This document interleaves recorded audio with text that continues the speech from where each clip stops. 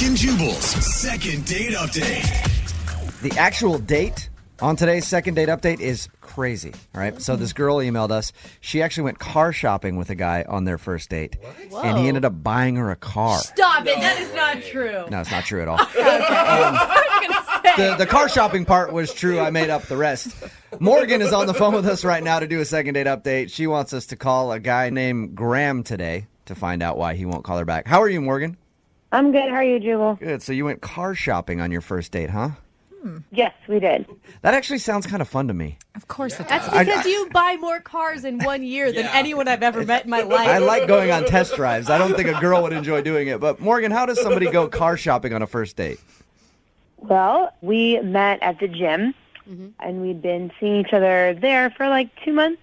All right. And I was hoping he would ask me out, but he didn't. So finally I was like, hey, man, let's go out sometime. So this isn't like a brand new thing that you got. You guys actually know each other pretty well. I mean, yeah, like we see each other, a couple times a week, and we always say hi and have like at least a conversation. But Okay. you've never seen each other outside of the gym. This would be your first out of the gym experience together. Correct. Okay. When you asked him to hang out, did he know that it was like a date situation, or did he think you were going out as friends? I think he knew it was a date because what he said was, the reason I haven't asked you out is I don't have a car right now. Oh. He's like, my car's in the shop. So Okay. Well, that had to feel good for you when you finally got up the nerve to ask him out, and he was like, hey, I've been thinking about asking you out too. yeah, yes, it did. All right, so he doesn't have a car, and you offered to go buy him a car? That's very nice. How generous. No, didn't buy him a car, but since he didn't have one, I thought it would be nice to go car shopping together. Okay, but It's nice. It's a why unique idea. skip drinks and the normal date stuff and go to car shopping? I don't know. I thought it would be like a fun activity and a good way of helping him out. I actually think that would be cool. If I didn't have a car and a girl asked me out, and I was like, well, I don't really have any transportation. I don't want to take you on the bus. And she's like, well, it'd be fun to go car shopping. I'll take you. I would think that would be a fun date, actually, Morgan. So long as you avoid the drinks before the test drive. Yeah. Did he seem to enjoy it? Yeah, we had a really great time. Like, it was like a fun thing to do on a date. Is there anything that happened while you guys were out looking at cars that you think was awkward for him, or? The only thing that came to mind is, like, once I introduced us as, like, a married couple. Oh. Like, they asked if we were, and I was like, oh, yeah, yeah. And I thought it was hilarious, and he did not laugh. Okay. So maybe that was it. Maybe he's like, oh, man, that's a little crazy. If that happened to you, Jubal, would you think that this girl is automatically thinking marriage off the first date? It depends how she did it. If you looked at him while you were saying it and you're like, yes, we're husband and wife, then I'd be a little creeped out. Did he seem upset by that, or? No, I wouldn't say upset. He just looked really uncomfortable. All right. Yeah. Did you guys kiss or anything? Get in the back seat of one of those cars? Anything? Really give it a test drive. Yeah. No, the date ended in a hug. Have you guys talked at all since your date? I mean, you were friends at the gym. I'm assuming that Weirdly, I have not seen him at the gym at all, but we have been texting like a little bit, but I definitely feel like he's blowing me off. That's so not a good sign. he's responding to your texts. What's he saying? Just like basic conversation. Like, LOL, I know, me too, whatever. But Okay, nothing. so it feels like he's avoiding you. I think he's blowing me off, but I can't be for sure, so that's why I need your help. Okay, we'll play a song, come back, call him, get him on the phone, and get your second date update. Okay, thanks, guys. All right, hang on. 2.5. Brooke and Jubal in the mornings. Second date update. If you're just joining us for the second date update, Morgan is on the phone. She wants to call this guy named Graham. They apparently have been gym buddies for a little while. She finally asked him out. Unfortunately, he didn't have a car, so he didn't want to go out with her, but she said, let's go car shopping. It'll be fun. And that's how they spent their day together. She says that everything went well, except for one kind of awkward moment where she pretended that the two were married to the car salesman. Yeah. And he seemed a little weirded out by that, but other than that, everything seemed cool. And now they've talked a little bit, but it's obvious that he's avoiding her. Morgan, are you ready to give him a call and find out if he is actually avoiding you? Yes, I am ready. All right. Anything else you can think of that might have caused him to not want to see you again? No, everything was really great. It was really natural and fun, and like I was thinking about it, and that was pretty harmless. Like, he wasn't upset. It wasn't that big of a deal. Okay. And you haven't seen him at the gym at all. No.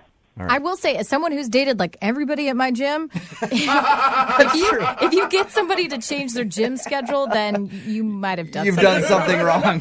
Yeah. All right, Morgan, here we go. I'm going to dial his phone number right now, see if we can get him on the phone, okay? Okay.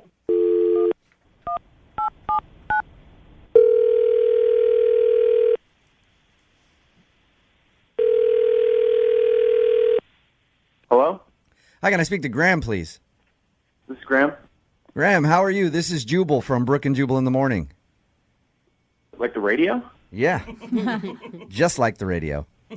How you doing? Fine. I'm calling you because you recently went out on a date with one of our listeners and they've been trying to get a hold of you. You know who I'm talking about? I think so. Morgan? Yeah. Why aren't you calling Morgan back? This is kind of weird. Like, I don't feel like it's any of your business, really. Well, it kind of is my business because Morgan actually asked me to call you and find out if you're avoiding her. Well, I'm not. You're not avoiding her? I mean, I've been texting her and stuff, so I don't know. Okay. But she says she's been trying to see if you'll go out on another date with her, and you've been very unresponsive, and then she also hasn't seen you at the gym. So she's confused and feels like you don't want to see her again. That's not true? I mean, I want to see her again for sure. It's just, I'm in a bit of a situation right now that just prevents me from pursuing it at the moment. Okay. Is it the car situation? She told you about my car situation? Yeah, she just told us that she asked you out on a date at the gym, and you said you couldn't go out because you didn't have a car at the time, it was in the shop, and so you went car shopping together. Which sounds like a fun date. Yeah. That's why I'm asking, is it because you don't have a car? Well, all right. So between you and me, I do have a car. It's not that. So you lied about the car? Well, I didn't. Well, I kind of had to because you guys, if you keep this between us, the deal is that at the moment I'm like kind of locationally up in the air. Are you living in your car? Yes. Oh, all right. Hey, I'm sorry to hear that, man. I'm temporarily staying in my car because I had a really bogus job like 4 months ago. So I quit and I couldn't find anything right away, and then rent was due and I had to, leave my spot. And so it basically came down to the fact that it was like, I want to go on a date with Morgan, but literally everything I own is in my car. So it's kind of weird to show up and be like, "Hey, welcome to my home." Okay, so you haven't been avoiding Morgan because you don't want to see her. You've been avoiding her because the situation that you're in right now doesn't feel ideal to be dating somebody and might not be that attractive to her. Exactly. Yeah. And I'm guessing that's why you're not at the gym, is because you can't afford the membership right now. Well, the gym is actually the one thing that I do have because I use it to shower and make myself presentable, and I just know when Morgan goes, so I try to avoid those times. Do you feel like she's not going to want to see you if she found this information out? She seems like she's pretty nice. Yeah. Yeah, I know she's really nice. She's definitely one of the coolest people I've met in a really long time, but I just I don't want to it up. So I don't think you have to worry too much. I dated a guy that lived in his car. Didn't end well, but I still dated him. yeah, my situation's going to change, and when it does, then I'm going to really pursue this. She's a great girl, and but I just don't want to start off on a bad foot. Well, then what can I tell her then? Because she had us call you because she wanted to find out if you're avoiding her. If I just tell her, hey, he's not avoiding you, just trust me, just hang out for a little while and he'll be back, that's going to sound kind of weird. Don't you think you should just be honest with her and see what she says? I guess. I don't know, but I'd rather tell her myself, Perfect. I can actually make that happen for you, Graham, because she's actually on the other line listening. Serious? Yeah. I got to go, you guys. Hey, hold up a second, Graham. We just need 1 second with you. Graham? Hello? Morgan? Wait, I'm so confused about what just happened. I'm pretty sure he hung up on us. Ugh. I'm guessing he's probably embarrassed or something. I want to get him back on the phone though because I want you guys to talk. Yeah, I mean, I'd love to talk to him about it. Did you know that he lived in his car? No, I mean, but to be fair, like, I only see him at the gym, so... Yeah. Does it bother you? I have questions about it for sure. All right, I'm going to try to get him back on the phone, see if we can talk to him, okay? Okay.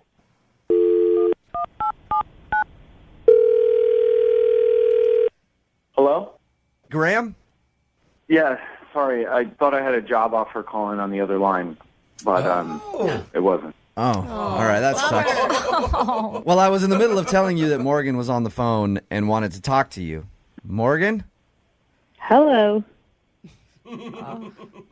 Hey, Morgan. How are you? I'm good. How are you? I'm okay, I guess.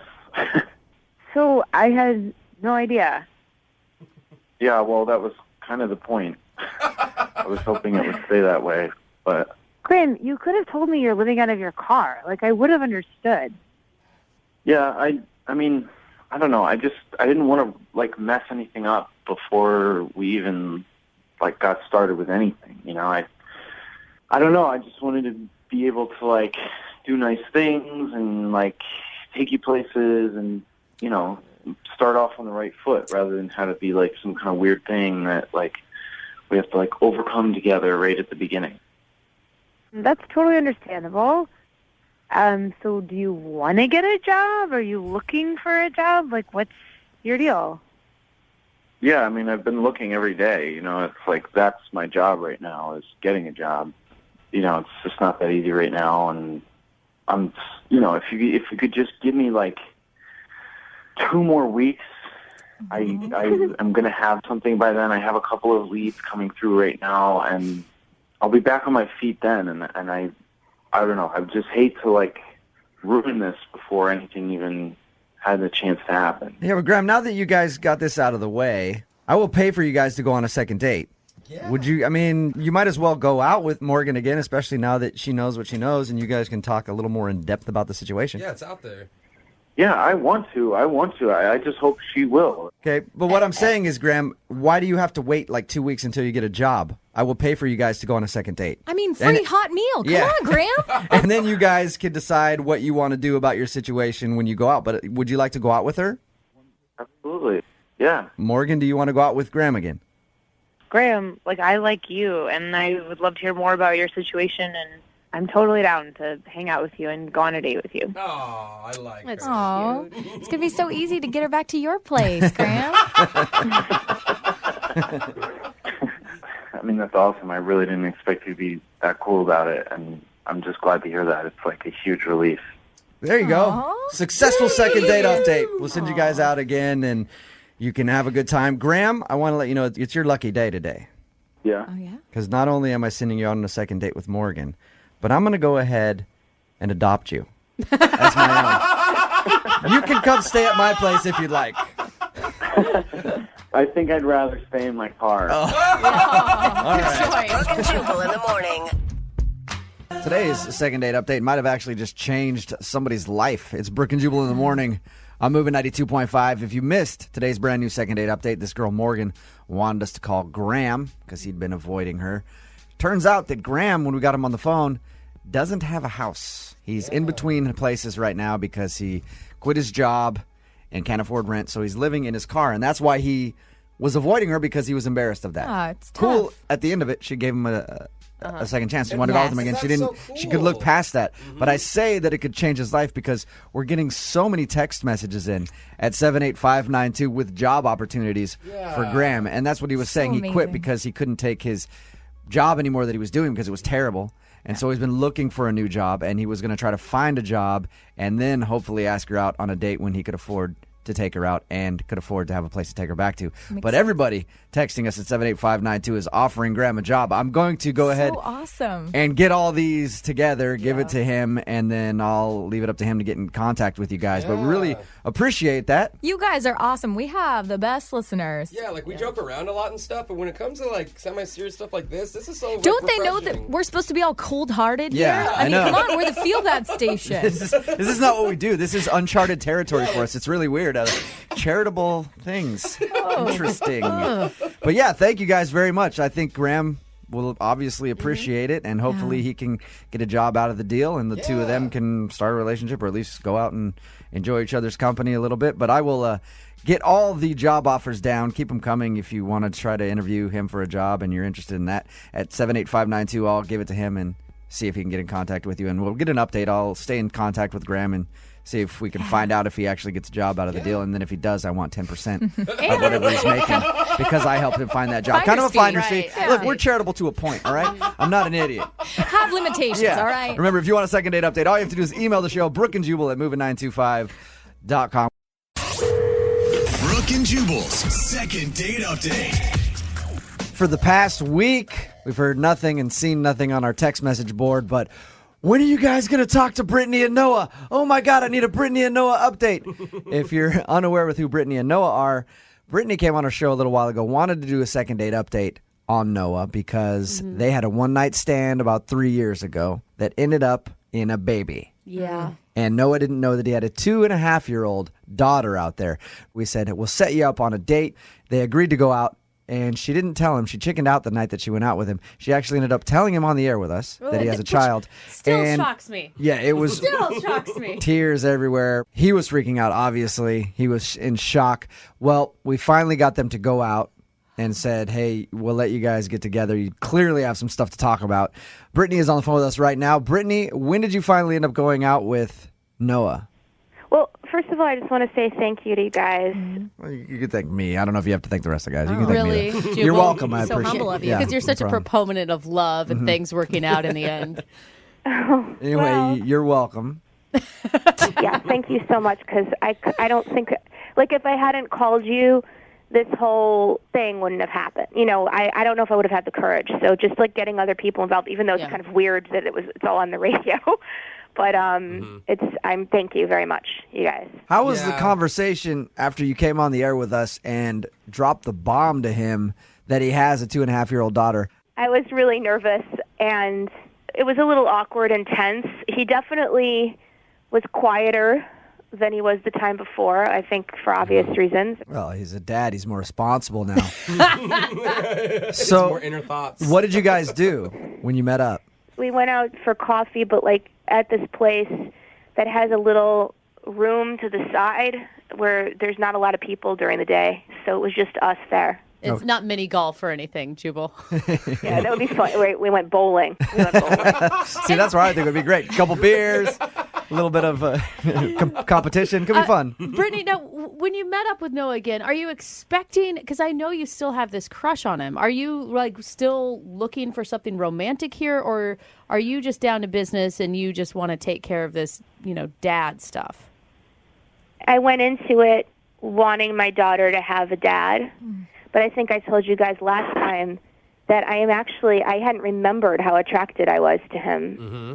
I mean, I sort of did because I don't normally sleep with people so easily, but he's kind of amazing. Like, he just was really sweet about this. I mean, he wasn't even rude or sarcastic for a second, which I sort of was expecting at least one cutting remark towards me. So he saved that stuff for behind your back, which is nice of him. And that's what a gentleman should do. Just tell your friends. I hope not, but you might be right. Tell us about your exchange, though, at the coffee shop. How did it go with you two?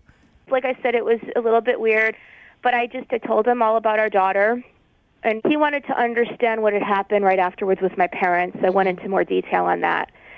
But then he was like, can I see her? And I said, sure. He's like, no, right now.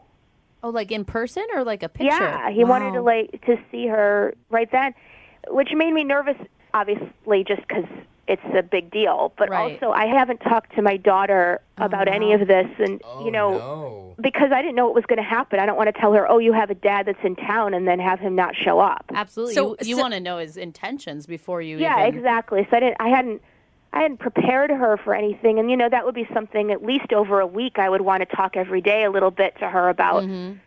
So it was a little nerve-wracking, but I just felt like he deserved to see her, and we decided that we would just say that he was my friend and not that he was her dad yet. Mm-hmm. Wow. So on the whole way home, when I was driving back to my place, I was like, my heart was beating so fast. I was so nervous. Like, should I lose him? Should I just take a real quick left turn and lose him? Yeah, he had my address in his GPS. So,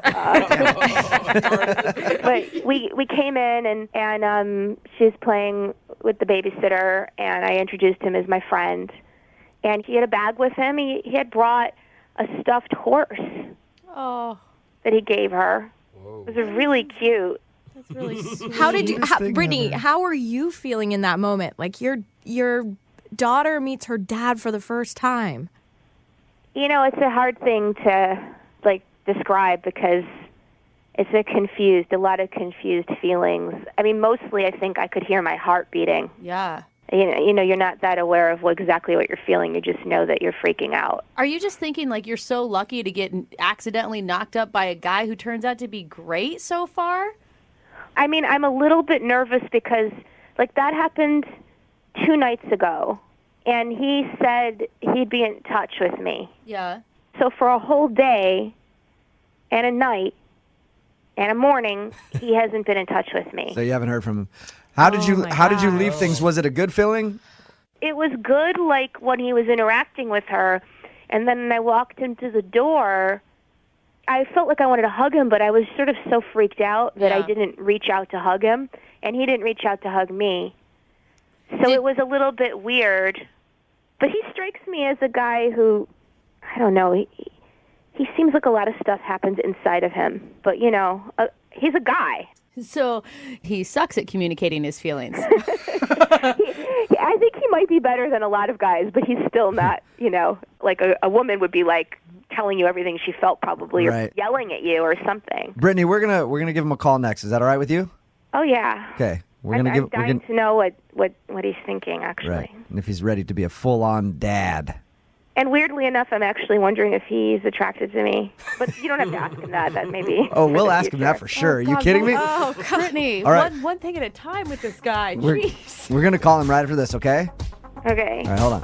Moving 92.5. Brooke and Jubal in the mornings. Second date update. That's my baby daddy. Yeah.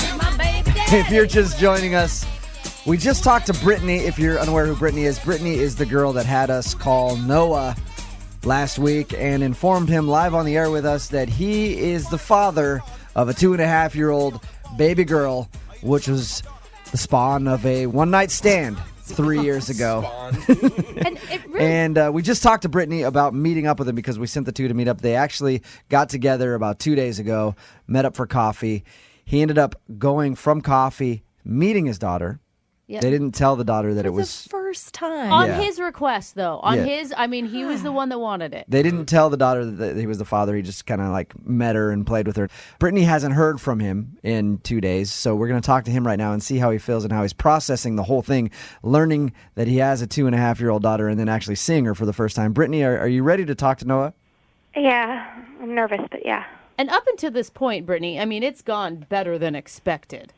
Yeah, listen, when I saw the two of them together, I teared up because it was just kind of exactly what I was hoping for, that moment, And did it seem like he felt comfortable with her? He did seem comfortable with her. He was more comfortable with her than me, for sure. Okay. All right, well, Producer Boyd has already got Noah on the phone with us. Noah, what's up, man? Hey, how you doing? How's it going, Daddy? Oh, Jubal. Yeah. Just wait for the jokes. Come on, dude. Give him a second. Noah, how are you doing? First, how are you? I'm doing okay. How was meeting Brittany for coffee? I think all of this from the beginning has just been really overwhelming. And she just kind of cried the whole time we were at coffee, and it just was really uncomfortable. And I wasn't really sure what I was I was just trying to get kind of information, and it was really kind of I don't know. No, it sounds like you're almost annoyed with Brittany. I know it's hard for her. I'm not angry at her. It's just been really frustrating that sort of how long it's taken her to tell me, and then I feel a little bit it's why now? You know what I mean? Right. It's been a long time. Yeah. So when you walked into the place and you saw your daughter for the first time, did your heart just drop? Did you get scared? Yeah.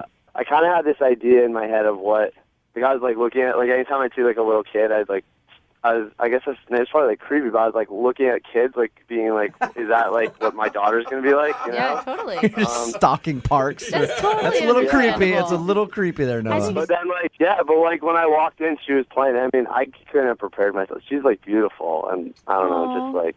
Did you instantly love her? You'll find out if you love her once you get to know her. I mean, it takes a while to figure that kind of stuff out. God. I mean, you sound like you're on board for this dad thing.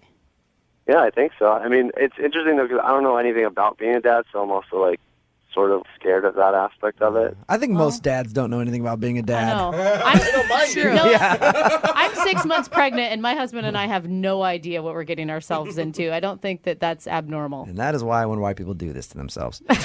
So we know that you like the kid and everything else and that you're going to be a dad and all that, but how do you feel about Brittany now that you've had a chance to kind of think about it? I kind of got the feeling when we were at her house that, like, for Brittany, it's like kind of like her and her daughter together. Yeah, that's what I mean. Romantically, how do you feel? Do you feel like there could be a future there? Here's the thing. When this happened, I reached out to sort of the closest person in my life, and, like, that's my ex-girlfriend, basically. And so we've been kind of talking, and then I went and saw her after I saw her, saw the little girl. And, like, I don't really know if, like, we're really getting back together, but we're pretty close, and I think that, like... Well, so you might be getting back together with your ex. Whoa. Wow. Yeah. Wow. No, you know that Brittany is on the phone with us. Brittany, what do you think about that? I mean, it's understandable. No, I'm sorry if I didn't mean to put pressure on you about being with me. I just was attracted to you. I don't know what to say. I felt drawn to you again, especially when you kissed me, and but the main thing is my daughter. I mean, you don't have to accept both of us. I just really hope that you'll be a dad. Like, that's the main thing. That's what I want, too. I think that, like, my focus is my old relationship and now being this dad. And I just don't think that, like, I can take on so much new stuff out. I mean, that would be ridiculous to ask you for that. I mean, it would only be if you were drawn to it. And this is entirely my fault anyway. I mean, if I were in your position, I wouldn't be interested in me anyway. I would be pissed. So I'm amazed that you're not pissed. And I appreciate that you're forgiving and that you want to be part of her life because she is amazing and beautiful. I'm so glad you saw that immediately. Okay, you guys are gonna be But such good if there is a problem with you and now your current girlfriend that you're getting back together with, if there's ever a problem, Brittany would be more than happy to step in there as her proxy, right? Look, I mean, there's the fantasy, of course. Right. There's the fantasy that we fantasy. would be a happy family. Like, when I was watching them, I mean, I don't know, I'm human. I think that totally makes sense, Brittany, and I don't think anyone's blaming you for that. Life is not romantic comedy ending. Like, life is real, and he has somebody great in his life, and he needs the support, and I hope he takes all of that, because I want him to be a great dad, and he has to take care of himself to take care of our daughter. Yeah, you guys are handling this like mature adults. They're handling this like mature adults until she meets his girlfriend. No, and then he's like, that's not you will true. not bring her around our daughter That is ever. not true. I think that Lovely. this is going to work out great for your daughter. I really believe in both of you as outstanding people. Well, I don't know about me, but Noah seems pretty outstanding. No, I think you're too hard on yourself. We have the same goal in mind. Yeah. And I think it's probably more stable for her, if we're not trying to pursue anything else other than her. Well, we will keep everybody updated on your situation because we have a ton of people texting us and calling in and asking about you guys all the time. People are very invested in your situation, obviously, because this whole thing came out on the radio. So we'll keep all our listeners up to date and hope you guys continue to work hard to, Yes. give the child the best life you can. Parents. Yeah, will you give me a call today, Noah, so we can set something up if you want to see her again? Yeah, I'll give you a call. And hey, both of you guys, if it ever gets too tough, I will take the child and raise it as Oh, as my God, own. no. So that offer is always there on the table. Okay. I haven't been a dad that long, but I know that's probably not a good idea. Brooke and Jubal in the morning. The girl that's on the phone today to do a second date update, I really liked her email that she sent in about her date. I liked the honesty of it because normally we get these emails that are like, I want you to call this person because we had a great connection and I feel like it's maybe the love of my life. And she said that the reason that she likes this guy is he was charming, but also seemed like he had a lot of money. She actually put that in her email. She said, I really liked him, and he seemed like he had a lot of money, so that was very attractive to me. Alyssa, thank you for your email, and thank you for being honest about why you liked this guy. I mean, a girl has to have standards. There you go. So why don't you tell us a little bit about the dude you want us to call today? What's his name, first of all? Well, his name is Tony. Okay. And I met him at a bar when I was out with my friends, and he was buying us all drinks, and not house liquor. It was top shelf stuff. So seemed like he was in it to win it with us. So that's initially what attracted you to him, was like, this guy's a baller, and I like money, and I want to go out with this guy. Exactly. Are you looking? No. When you saw him, were you like excited to go like hook up with him that night, or you wanted to actually have him ask you on a date? Well, first things first, I don't want to waste my time, so I wanted to hook up and then see where it went. Okay. I like that. Yeah, Alyssa, you're awesome. So tell us a little bit about your evening with Tony. So I was going to a party at my friend's yacht after the bar, so I invited him along with us, and we exchanged numbers, and he said he would meet us, and he did, and we ended up having a really great time at the party. We went into the hot tub at the yacht. It's a huge yacht, as you can tell, if there's a hot tub. As if you'd be friends with somebody with a small boat. Come on, gross. Get out. No. What was the conversation about with this guy? What did you guys talk about? I asked him what kind of car he drove and, what job, what he does for money. Did you talk about anything other than his money? Yeah, I mean, we talked about other things that I don't really remember what they were. Yeah. The most important thing that you talked about, though, was his bank account, right? Well, I like what I like. Hey, well, we're not blaming you. I appreciate your honesty. Most people would not just admit that they were into a dude because of his money. Yeah. You know? But as a dude, wouldn't you be kind of turned off by that? No. Some dudes are into that. Not too. really. Yeah, if I have a bunch of cash and there's a hot chick hitting on me and I know that she's only into me because of the cash, sure. That's why I have cash. So that hot girls will hit on me. It wasn't just all about the money. Like, my email said he was charming, and he wasn't bad looking either. I wouldn't have been seen with him if he was. Okay. But then at one point in the night, he ended up saying, that he had too many drinks and that he needed to leave. But I told him, don't leave, don't go. Maybe stay over on the yacht. A lot of us were staying over. But so you were like angling for that hookup. You were like, stay here, because I'm going to give you a piece. Yeah. And then you're going to be hooked. And then I'm going to take all your money. Is that what you were thinking? No, I just wanted to see the goods. Okay. All right. So did you just leave at that point? Yeah, he left, but he said he would call me, and we wanted to see each other again. But, he still hasn't called, and that's why I wanted to do this second date update. And how many times have you tried to get a hold of him? I haven't. Oh, you haven't? I'm not going to call a guy. Yeah. Guys call me. Have you ever been, not contacted after you met someone? Is this the first time? I can't really think of a time, I'm pretty awesome. Why not just call him, though? I mean, before we do a second date update, why don't you try to call him? Well, to be honest, if he doesn't want this, then he's the one missing out. Okay. So what's your goal here, then, with the second date update? You want to date with him, or you just want to find out why he's not calling you? I want to find out why he's not calling me. I mean, it's been long enough. Okay. Do you be crazy. Do you think that maybe you focused too much about his money and he was turned off because he thought you were possibly a gold digger? I don't think so. Maybe he was intimidated by the girls in the hot tub that took their tops off, and that was a little too much. But I don't think that he Maybe it was awkward. He's like, there were girls in the hot tub taking their top off. He's like, I don't want to stand up now. This is I got to get out of here. I have a situation. All right. Well, Alyssa, we'll play a song, come back, call him, and get your second date update, okay? All right. All right, hang on. Moving 92.5. Brooke and Jubal in the mornings. Second date update. The only appropriate way to start the second half of today's second date update is by doing this. It's Brooke and Jubal in the morning. I'm moving 92.5. Alyssa is on the phone. And why am I playing Kanye West's Gold Digger? Well, Alyssa admitted that the dude she wants to call today, she was into him because he's got cash. And Alyssa likes money. Straight up. And She's not ashamed of it, and we all appreciate that, Alyssa. Well, thanks, and I love that song too. Yeah, I bet you do. I bet you do. Just to refresh everybody's memory, Alyssa met this guy at a bar. They ended up going to her buddy's boat and partying there in the hot tub, and then at some point he said he had to go, and she hasn't heard from him since. Keep in mind, she hasn't even tried to call him because, why, Alyssa? You don't? I don't call guys, no. Guys call Alyssa. So this is going to be her first time trying to get a hold of him to find out if she did something wrong or if he even wants a second date. Are you ready to go, Alyssa? Ready to give him a call? Yeah, sure. Are you worried at all about your materialism maybe being, like, not exactly attractive? No, I'm attractive enough. Okay. I don't need to.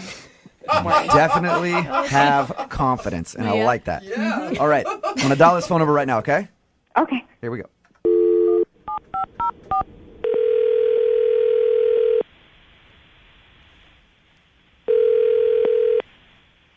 Hello? Can I speak to Tony, please? This is him. Hey, Tony, how are you? This is Jubal from Brooke and Jubal in the morning. Like the radio station? Yeah, exactly like the radio station. How you doing? Good. Any idea why I'm calling you today, Tony? Nope.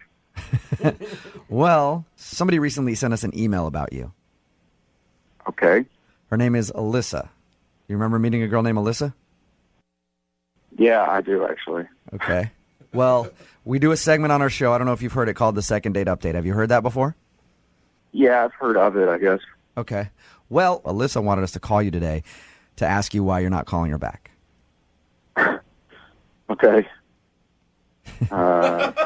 She told us a little bit about meeting you and said that she liked you a lot and was hoping that you would give her a call, but you haven't, so she's wondering why. I mean, it was fine. We went out, we met at a bar, but it was afterwards when I met up with her and friends of hers. I thought it got kind of weird. She told us about hanging out on her friend's boat, and she said there were some girls in the hot tub taking their tops off and partying. It was more than a boat. It was more like a giant yacht.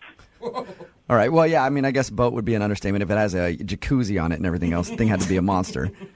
Dozens of people on it partying. There's a bar, multiple bedrooms, little jet skis that you could lower into the water. It was gigantic. That sounds amazing. I would be taking so many pictures and posting them on social media like, look where I am. Was that not cool? I mean, it was fine until I found out the situation, and I was like, this is kind of weird. What do you mean by the situation? We were in the hot tub, and we were just hanging out, and she got up to go get a drink. And we were still in there. There was like some guys, some girls in there. But some of the guys there told me what the boat really kind of was. I mean, I'd never been in this kind of situation before. What the boat was? What do you mean by what the boat was? Yeah, I thought it was just a boat. Yeah. A big floating object? Okay, so some rich guy owned it, but he has it to like entertain his like women. All the women on there were kind of like his girls. If that makes any sense. So you're saying that he's a pimp and they're all prostitutes? I'm not really picking up what you're putting down. I don't think so. I didn't get that vibe necessarily, but I thought it was more like a, I don't know what you call like a harem, I guess.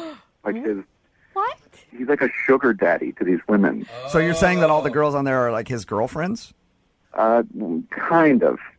The guy I was talking to kind of said that the girls could hang out on the boat and use all his like expensive cars and stuff if they did stuff for the guy. Oh, and I'm assuming not like do chores around his house. Exactly right. So he was like a Hugh Hefner type of dude, I guess. I guess it just kind of weirded me out. I don't know. Yeah, Understandable. Yeah. I would be freaked out. So in your mind, you think that Alyssa, the girl that you met that night, must be hooking up with this old guy if she's able to party on his boat. Yeah. By the way, I don't know why he's old. Just in my mind, he's an old rich Yeah. guy. I know I didn't see the guy, but she must be hooking up with him if she's on the boat, and that's why you left? I got that impression, yes. Okay. Would you like to find out if she is actually hooking up with that dude? Because I would. I mean, it seems pretty obvious what it already is, so I don't think there's any need to. I think we should ask her. And she's actually on the phone listening right now, so we can do that, Tony. What do you mean? I mean that she's listening to this conversation and she wants to talk to you. Alyssa, say hi to Tony. Hi, Tony. Oh my gosh. Alyssa, are you hooking up with the rich guy who owns the boat? Oh my God, it's not even like that. Okay, what is it like then? It doesn't matter. It's not your business. Oh. Well, it does kind of matter to me. If I'm going to consider dating you, it does kind of matter to me. You don't know what's going on. Okay, so tell me the details. Are you with him? That's also none of your business. If you wanted to know what was going on, you would have called me and asked me instead of making me go on the show to call you. But Alyssa, that's kind of an awkward conversation to call someone and go, hey, are you banging the dude that owns the boat? Yeah. Well, I if think you wanted they're to right. know, you They're would right. be man enough to call and ask. Well, I'm not going to waste my time with that. Sorry. Well, I'm offended. I took you to the yacht. I introduced you to all my friends. And if you had a question about the situation, you couldn't even be man enough to call me and ask me about it?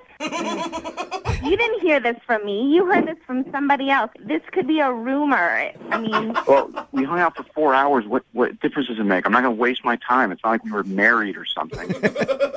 Well, I wasted my time on you, didn't I? I actually liked you. Okay, fine. Let's just leave it there. Leave it there? So you don't want to date me because of that? Yeah. That's your loss. You're missing out on a lot.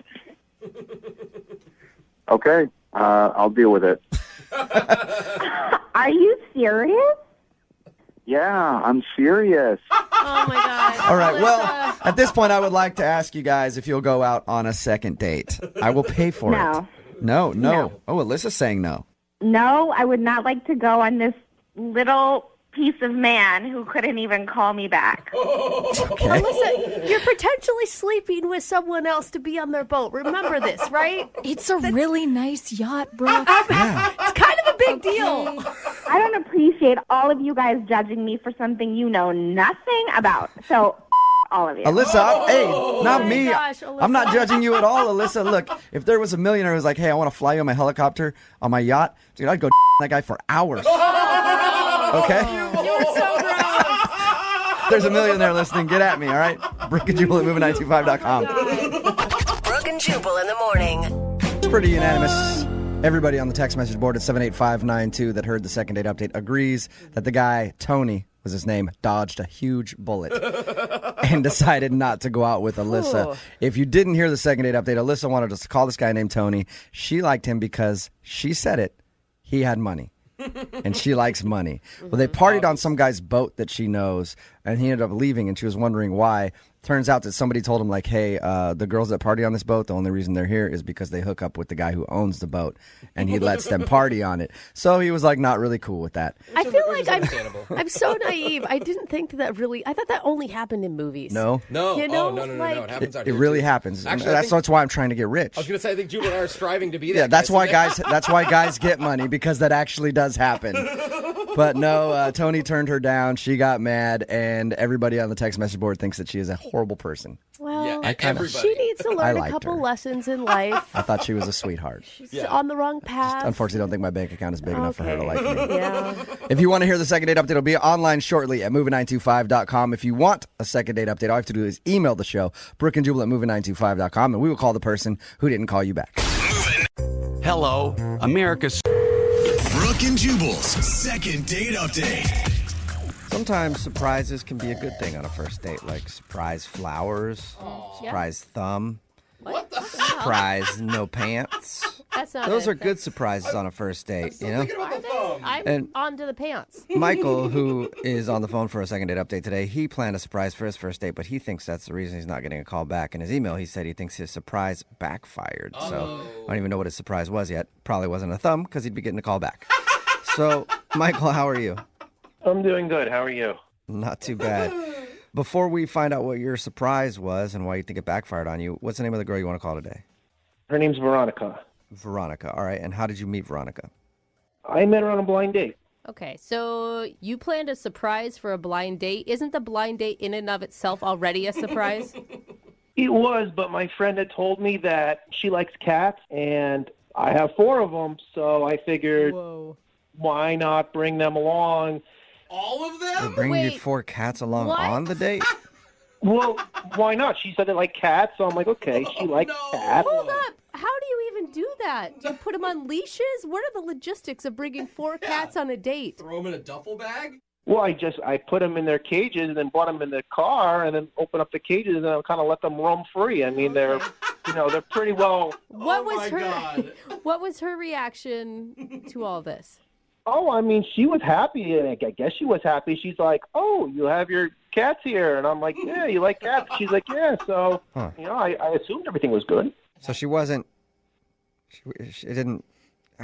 She wasn't confused by the fact that you picked her up with a bunch of cats in your car. She liked it.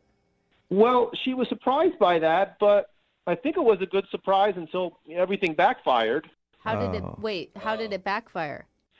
Well, Herbie got sick. I mean, he's got hairballs. I mean, this just happens. He's always hawking things. So Herbie just had a little accident, as Herbie does. And yeah, I mean, when you're driving and a cat has an accident in the back seat, you really can't fix it up exactly at that moment. So oh my gosh, it was kind of smelly, but I opened the windows. That is so gross. Okay, so now you're on your blind date. You showed up with surprise cats, and one of the cats puked in the back seat, so you're driving around, and the car now smells like cat puke. Yep, something like that, but I opened the windows, like I said. Did she ask to go home right then? No, not at that point. She didn't ask to go home, but we kept on going while Herbie was, violently sick in the back seat. Okay, What did you do? Just leave a puking cat in your back seat while you wait inside and ate? It's in a cage, Brooke. Oh, no. The good news is he stopped puking by the time we got to the restaurant. So once we, got out of the car, I rolled down the windows a little bit, gave them some air, and they were having a good time. Okay. So how was dinner then? Dinner was good.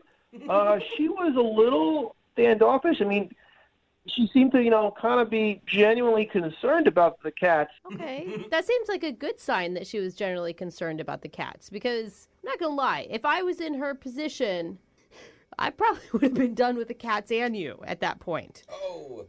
Well, the cats, they're number one in my life. So her concern was great, but by the 6 or 7 times she was mentioning them, so we kind of sped through dinner a little quickly, and we made our way back outside because she wanted to make sure that the cats were okay. Okay. So by the time we got to the car and everything, I looked inside. They were okay. They were wagging their tails. Herbie was sleeping. He had a little bit of spittle still on his mouth, but he was okay. Okay. Oh, gross. I opened the door to let her in, and she's just like, no, the smell is too bad for me, and I'm just going to have to call an Uber. And I was just like, why? And she's like, no, it's just, I got to go. And then she just walked away, and that's the last I really saw of her. Yeah, that's not a The good last sign. thing you saw was just her getting in an Uber and leaving.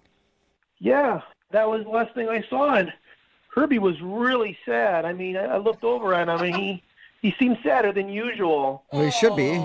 He ruined your date, Well, Herbie didn't ruin my date. I mean, it's not his fault. I don't want to blame him. Okay, yeah, he might be listening. I don't want to hurt his feelings. Have you tried texting her since? Have you tried to talk to her? I did. I sent her a few text messages, used a lot of cat emojis. Oh, no. But she didn't respond or anything. She didn't even ask how Herbie was doing. Okay, I'm going to tell you. Wow. Rude. You need to slow down on the cat stuff. I mean, just for your own dating life. Yeah, you kind of took something and ran with it. You sound really kind, really sweet, and I bet you have great conversation. I mean, she's not calling you back because of the cats, right? We understand that. Well, you don't know that for a fact, and I believe in my heart those are the ones that are meant to be with me. I'm supposed to be paired with them. Aww. So I need somebody in my life who understands my cats. Okay, well, we'll find out if she understands your cats. Because we'll play a song, we'll come back, and we'll call her and get your second date update, okay? Okay.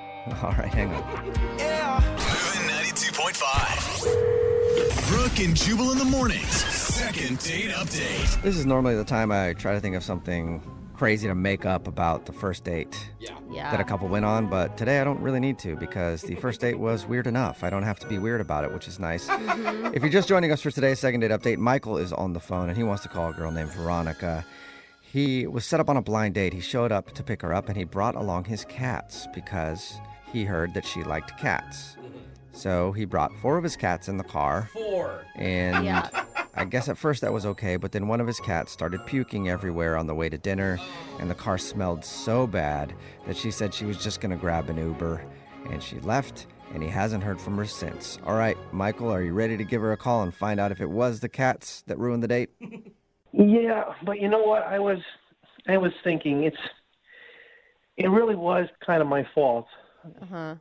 I forgot to give Herbie his travel medicine. Oh. And I was actually thinking it over from the last time, and I was like, if I just given him the travel medicine, it's just, I wouldn't even be reaching out to you guys right now. I'd probably be on a second date with her right now. Probably, yeah. So the regret isn't the surprise cats, it's the lack of medication for Herbie. Huh.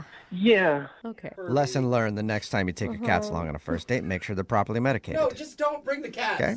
That's exactly what we should be learning. Yeah, I know. I love my kitties, but I'll keep that in mind for next time. Well, yeah, you should. You should always remember that. All right. Well, I'm going to dial her phone number right now. You ready? Oh, sure. Okay. Here we go.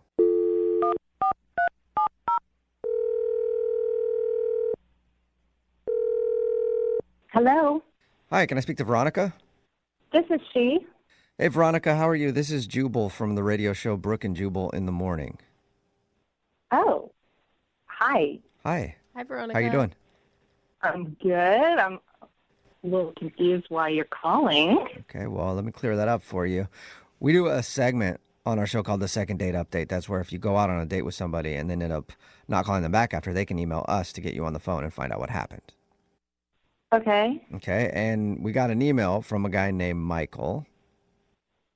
Michael. Mm-hmm. You And he have told to. us all about your date. Very memorable. The cat guy? Yep. He told us about your date. He said that he brought along his cats, and it was unfortunate because one of them got sick and just it made the whole thing kind of disgusting. And he also said that you're not getting back to him, and he would love to see you again. So we're on the phone asking you if it was the cats that ruined your date. I mean, the cat thing was strange. I don't know what to tell you guys. I don't know how much you know. I'll tell you what he told us. He said that it was like a blind date, and he heard that you liked cats, so he thought he would bring along 4 of his cats. And then on the way there, one of them got sick, and you guys went to dinner and then came out to the car, and the car stunk really badly, so you decided to just leave in an Uber. Oh, you know more than I thought you might. Yeah, I mean, normally people probably wouldn't own up to taking their cats along on a first date, but he did, so. Very honest. Yeah, he told us pretty much everything. Honestly, we told him, like, I thought it was shocking that you even made it to dinner. You know, I thought it was a sweet gesture. Yeah. I mean, it's a first date. It was a blind date, so it's not like I'm going to show up to this random guy's apartment. And, you know, he obviously wanted to share a part of who he was. And he's part cat. So what was your first thought when you got into the car and there was 4 cats in there? Well, I mean, I can't say I wasn't a little bit surprised. I mean, it's not every day you get into a cat car. Yeah. I mean, I got to be honest, they were pretty well behaved at first. I mean, the puking thing, that was definitely uncomfortable. Yeah. You know, I mean, I don't really know what to say. I don't want to sound mean. He's just a different kind of guy. Right. He's half man, half cat. Yeah. Of course, it's going to be a little different. Yeah, you have no idea. Okay. It didn't really stop with him just bringing his cats alone. Oh, no. For starters, he was super excited to play his ringtone for me, which was the theme song to Disney's Aristocat. It is a catchy tune, though. That's cute. Everybody wants to be a cat. That's the one. Well, okay, so he has that as his ringtone. Makes sense. Fitting. Makes sense talking about him, for sure. It was just a little awkward sitting in the restaurant with him playing this song and singing along at volume. It was embarrassing, to say the least. I feel like that's got to be the least shocking thing, though. I mean, if a guy shows up with 4 random cats in his car, you're going to expect him to be really into cats. Yeah. Well, yes, he's into cats. He's super into his cats in particular. But things got worse over dinner. He started, like, trying to groom himself like a cat. Shut up. No. Was he Like joking? how? Like As a joke? I don't know if it was a joke, but he would lick the back of his hand and, like, rub it on his brow and his temples, like, over and over. that had to be a joke. He must have been Weird. joking around No with one you. does that. I don't know. I mean, like, while I was speaking, he'd just be doing this and staring intently in my eyes. And, you know, like a hair would fall out of place on his forehead, and he'd swipe it back with the back of his hand. That is weird. That is, Yeah. yeah, that's I not feel like it was. It sounds like something somebody would do as a joke, but also we talked to him, and I don't think he would do that as a joke. But I need to find out. Hey, Veronica, guess what? Michael's actually on the other line listening and wants to talk to you. What? Yeah, but also I want to talk to him because I have to find out if that was for real or not. Michael, are you Oh there? my gosh.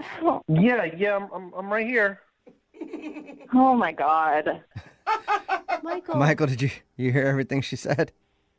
Yeah, I heard all of it. Yeah. You want to address any of it?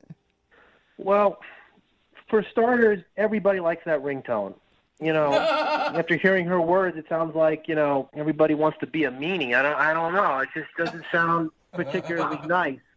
No, Michael, it's not that I didn't like it. I'm not trying to be mean. I just found it a little strange. Well, what song do you want me to play on my ringtone? I can change. I can change my ringtone. Sweet man. Michael, calm down. I don't want you to change, okay? I think it's great that you're your own person. I don't think anybody should change for anybody. Right. Well, the only reason I'm showing you all this stuff is because people told me that you like cats. So I figured you like cats. I bring the cats along. I have my cat ringtone. You know, I mean, I thought you were a cat person. I mean, I do like cats. I just got to be 100% honest, Michael. When I picture myself going out with someone, I just don't picture that person having 4 cats. Well, you know, you're happy to know that I don't have 4 cats. I have 6 cats. I only brought 4 of them with me because the other 2 don't like traveling in the car. Yeah, I don't think that's what she wanted to hear. Yeah, That is dude. beyond liking. That's obsession. You are obsessed with cats, Michael. Well, I mean, I knew a lady that had 20 cats. I mean, I've got 6, so I don't feel as though I'm that obsessed at all. I feel as though I'm kind of pet friendly. Okay, well, what about cleaning yourself like a cat? Yeah, Michael, that part was kind of odd. Yeah. You're the only one in the restaurant licking your hands and stroking your hair and your head. So gross.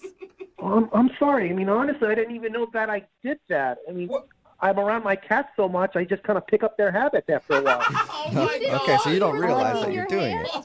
it. I mean, did I do it a lot? I mean, how many times did I do it? I know I, mean, did it. I lost count, Michael. It was just a steady stream of just hand licking and rubbing. Oh. Well, it was getting awfully hot in that restaurant, so I mean, I had to cool myself down somehow. Yeah, gotta cool down. exactly. Cats get hot too. Oh, man. Michael, I just wasn't comfortable with it, and I got to be honest, I think most women would probably think the grooming thing was too much. Yeah. Well, I mean, I'm sorry if you didn't like it. I mean, you know, my cats mean a lot to me, you know, and you know they're a part of me, and I'm a part of them, and you know, I thought you liked cats, and you know, I apologize. Well, Veronica, would you like to go out with Michael again on a second date? We will pay for it. You still haven't met Blinky and Perfect. I mean, you haven't met them yet. You might change your mind. They always are at the house. Yeah, maybe if you meet the other cats, it might be better.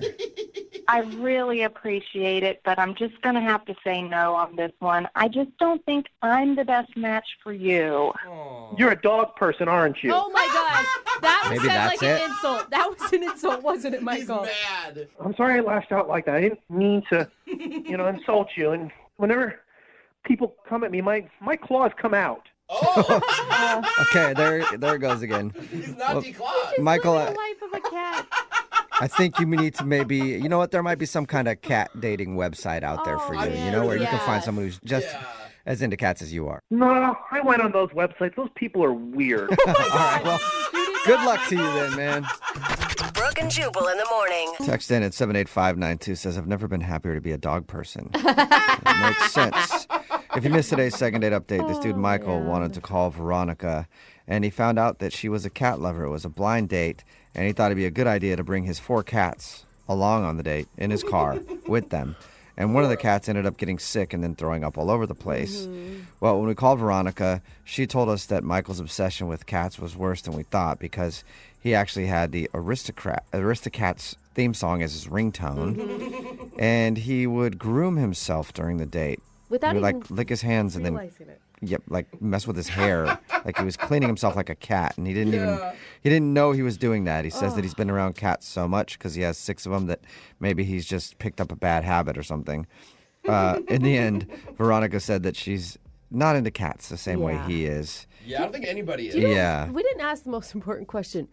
Which friend of hers set her up on that date? Oh, that's like, true, it too. was a blind date, and that's... Oh, man. Not a good friend. The friendship should be over. Wow. Yeah, that's what you think I should be dating? Remember, if you want to do a second date update, all you have to do is email the show, and we will call the person who didn't call you back. Brooke and Jubal's second date update. In the dating world, everybody has their techniques for finding out if the person you're going on a date with is crazy or not. Yeah. Little tests, like...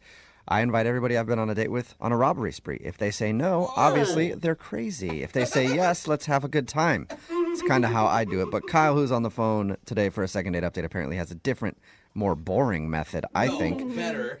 We'll find out about that in just a second. But first, Kyle, what's up, man? How are you? Hey, how's it going?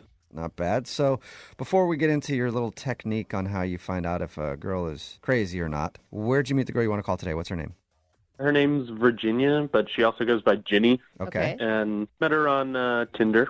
All right. Well, there you go. Crazy. That's not what...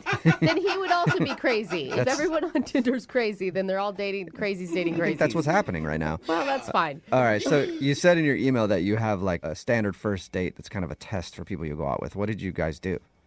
Yeah, so we went to coffee, and some people might think that's kind of boring, but I think you can tell a lot by what someone orders for coffee. And if it's like a grande iced sugar-free vanilla latte with soy, they're probably a high-maintenance person.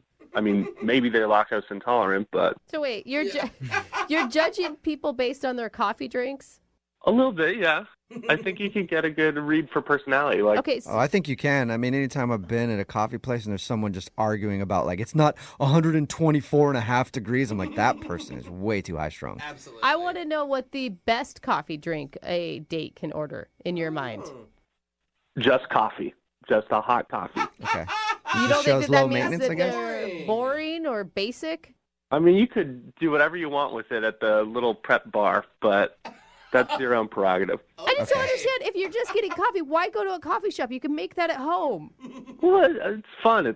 I mean, I don't think many people get asked to coffee dates anymore. Okay. So, it's about the environment, right? I'm guessing Virginia, who you went on a date with, passed your test because you want to call her for another date? Yeah, she just got a regular latte. Okay. Ooh, sexy. That's more than just coffee. I thought you were talking just black. Okay. And how was your actual date with her? It was fun. Another thing I did, I bought 2 little bottles of Bailey's for us and brought it to the coffee place. What? So wait, you're going to a coffee shop and trying to still get drunk? That's awesome. I like It's that. not. Just go to a bar. I don't understand you. No, because the bar doesn't have good coffee. At least go to a coffee shop. You know, you get the best of both. All right. The alcoholic in the room knows what it's up. Yeah, I know what's up. So did you guys drink the Baileys or? Yeah, she actually wanted some, Okay. which, I mean, that's a good clue. Okay. And everything went well, and we were discussing what we like, our hobbies and everything, and I actually have something in common with her grandpa. I collect campaign buttons from all over the world. Really? And, yeah. And I was like, I'd love to see his, and she wanted to see mine. Is that the reason you want to call her? Is you just want to meet her grandpa so you guys can compare campaign buttons? Yeah, I'm using her for a grandpa. I actually have one of Fidel Castro from way back when in like the early 50s. Is that your most prized button? It is. Cool. Is it worth a lot of money? I have no idea. I haven't checked that out. It's priceless. You're not doing it for the money. You're doing it for the love. I get it. They actually don't allow Castro's face on any pins in Cuba, so it's pretty rare to find one, and I have one. That's cool. I know, right? I mean, how many people do you know that have Fidel Castro campaign buttons? You're the only one. Yeah. I don't know many Fidel Castro fans, so. Well, I'm not saying I'm a fan. I have his button. Did that turn her on? Did that turn her? You know, it could have. She wanted to come over and see it. Oh, she did. She went to your house after the coffee date? We did, yes. Wow. Okay, so things were going real well. How was that? I mean, this is where it gets kind of wonky for me. She was at my place, and she hadn't been checking her phone or anything when we were getting coffee, but then she was just pretty much always on her phone when she was at my place, and I was like, is everything okay? And she said a friend of hers was having a meltdown, and that she needed to go and would like to reschedule the whole Castro viewing. But it's now been over a week, and I'm only getting kind of short, cold texts back, and that's why I'm here. I'd like your help figuring out what to do next. What was your sense on the meltdown? Was it an excuse, or did you believe her? I couldn't really get a read for it. Okay. Yeah, but the fact that she's not really being responsive to you sounds like she might have just used an excuse. Yeah, exactly. It's kind of a classic one, too. Yeah, can you think of anything weird that happened? No, other than everything that she was already down to do. You don't have any other strange collections in your house, right? Little collection of dust, but... Okay, I think that's okay. All right. Yeah. Well, we'll try to figure it out. We'll play a song and then come back and call her and get your second date update, okay? Right, thank you. All right, hang on. Moving 92.5. Brooke and Jubal in the mornings. Second date update. You know, a lot of guys will try to impress girls they're on a date with their car or their nice Rolex watch, but not Kyle, who's on the phone for a second date update today. He tries to impress women with his vintage political campaign buttons. He's crushing it at retirement homes for sure. And that's exactly what happened on his first date. He met a girl named Virginia on Tinder. They went out for coffee and then went back to his place because he brought up during his date that he collects vintage political campaign buttons. And she said, oh, my grandpa does too. And so he wanted to show her some of his. They went to his place. Then she said she had an emergency and had to leave, and he hasn't really heard from her since. So we're going to try to get her on the phone and find out why. And for the record, if it's the political campaign buttons that turned her off, she's lame. Like, it's cool when people have really interesting, quirky hobbies. Thank you. Yeah, I'm on your side. That's all I'm saying. If you guys want to ever come by and see them yourself, I'm happy to let you in and show you around. Yeah. I support you, not that much, maybe. Tweet me. Maybe I'll hit you back. All right. I'm going to dial her phone number right now. Okay, you ready? Yeah. All right, here we go.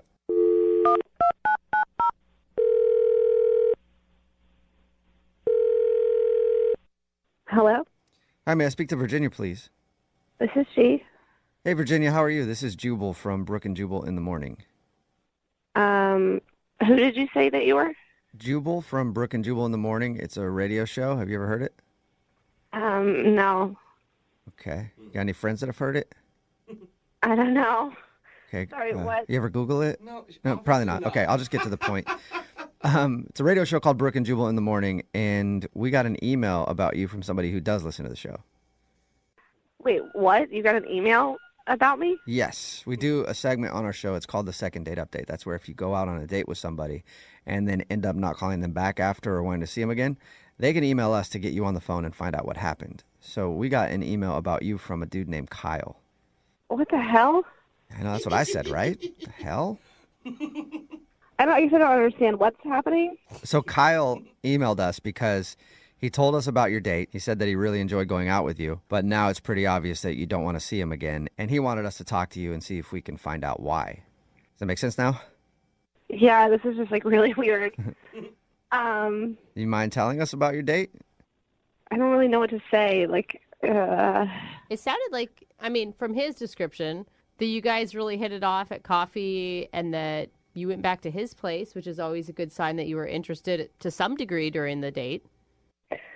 Yeah, how do I put this? He's the kind of guy that, like, you think he's one way, but then you find out that he's just a completely different person. Okay. Can you explain in a little more detail for us? He sounds like a pretty mild-mannered guy. I mean, he said he collects political campaign buttons. Yeah. You don't usually call those guys wild and crazy. You know what I mean? Maybe just start with like what you thought he was to begin with. I don't know. I thought he was like a normal, nice guy. Maybe I should have picked up on there were signs. Like he brought like airplane alcohol bottles to a coffee shop. I thought he was trying to be like fun, but it was, I guess that's a red flag. Probably I should have noticed. Oh, I thought that was cool. Yeah, Okay. but you drink a lot in your life, Jose. So maybe it is a red flag if you don't want to date a heavy drinker. Touche.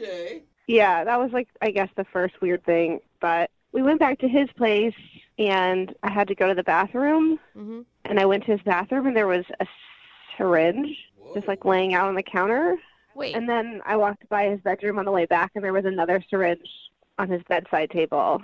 Okay. So you think that he's a bit of a partier? Yeah, and then we were looking at this button collection that he has, which was cool, but then there was like a knock at the door, and he went to answer it, and this guy was there, and they like barely said hello to each other. The guy just like handed him a bag, and he was like, "Cool, thanks, man," and then he closed the door. What? Huh. So this guy, you think he's in? Whoa. So is that what you're saying? You're saying that you think Kyle is like a big drug user, or? I don't know what he's into, but it was clear to me that he was into some obviously bad stuff, and so I just like faked a conversation with my friend. Okay. It's a pretty big jump, though, that you're making. I'm just saying, look at the evidence. And if he's like dealing with some issues or something, that's his own battle, but it's not something I personally want to get involved in, you know what I mean? Oh, you're not into doing heroin on a first date?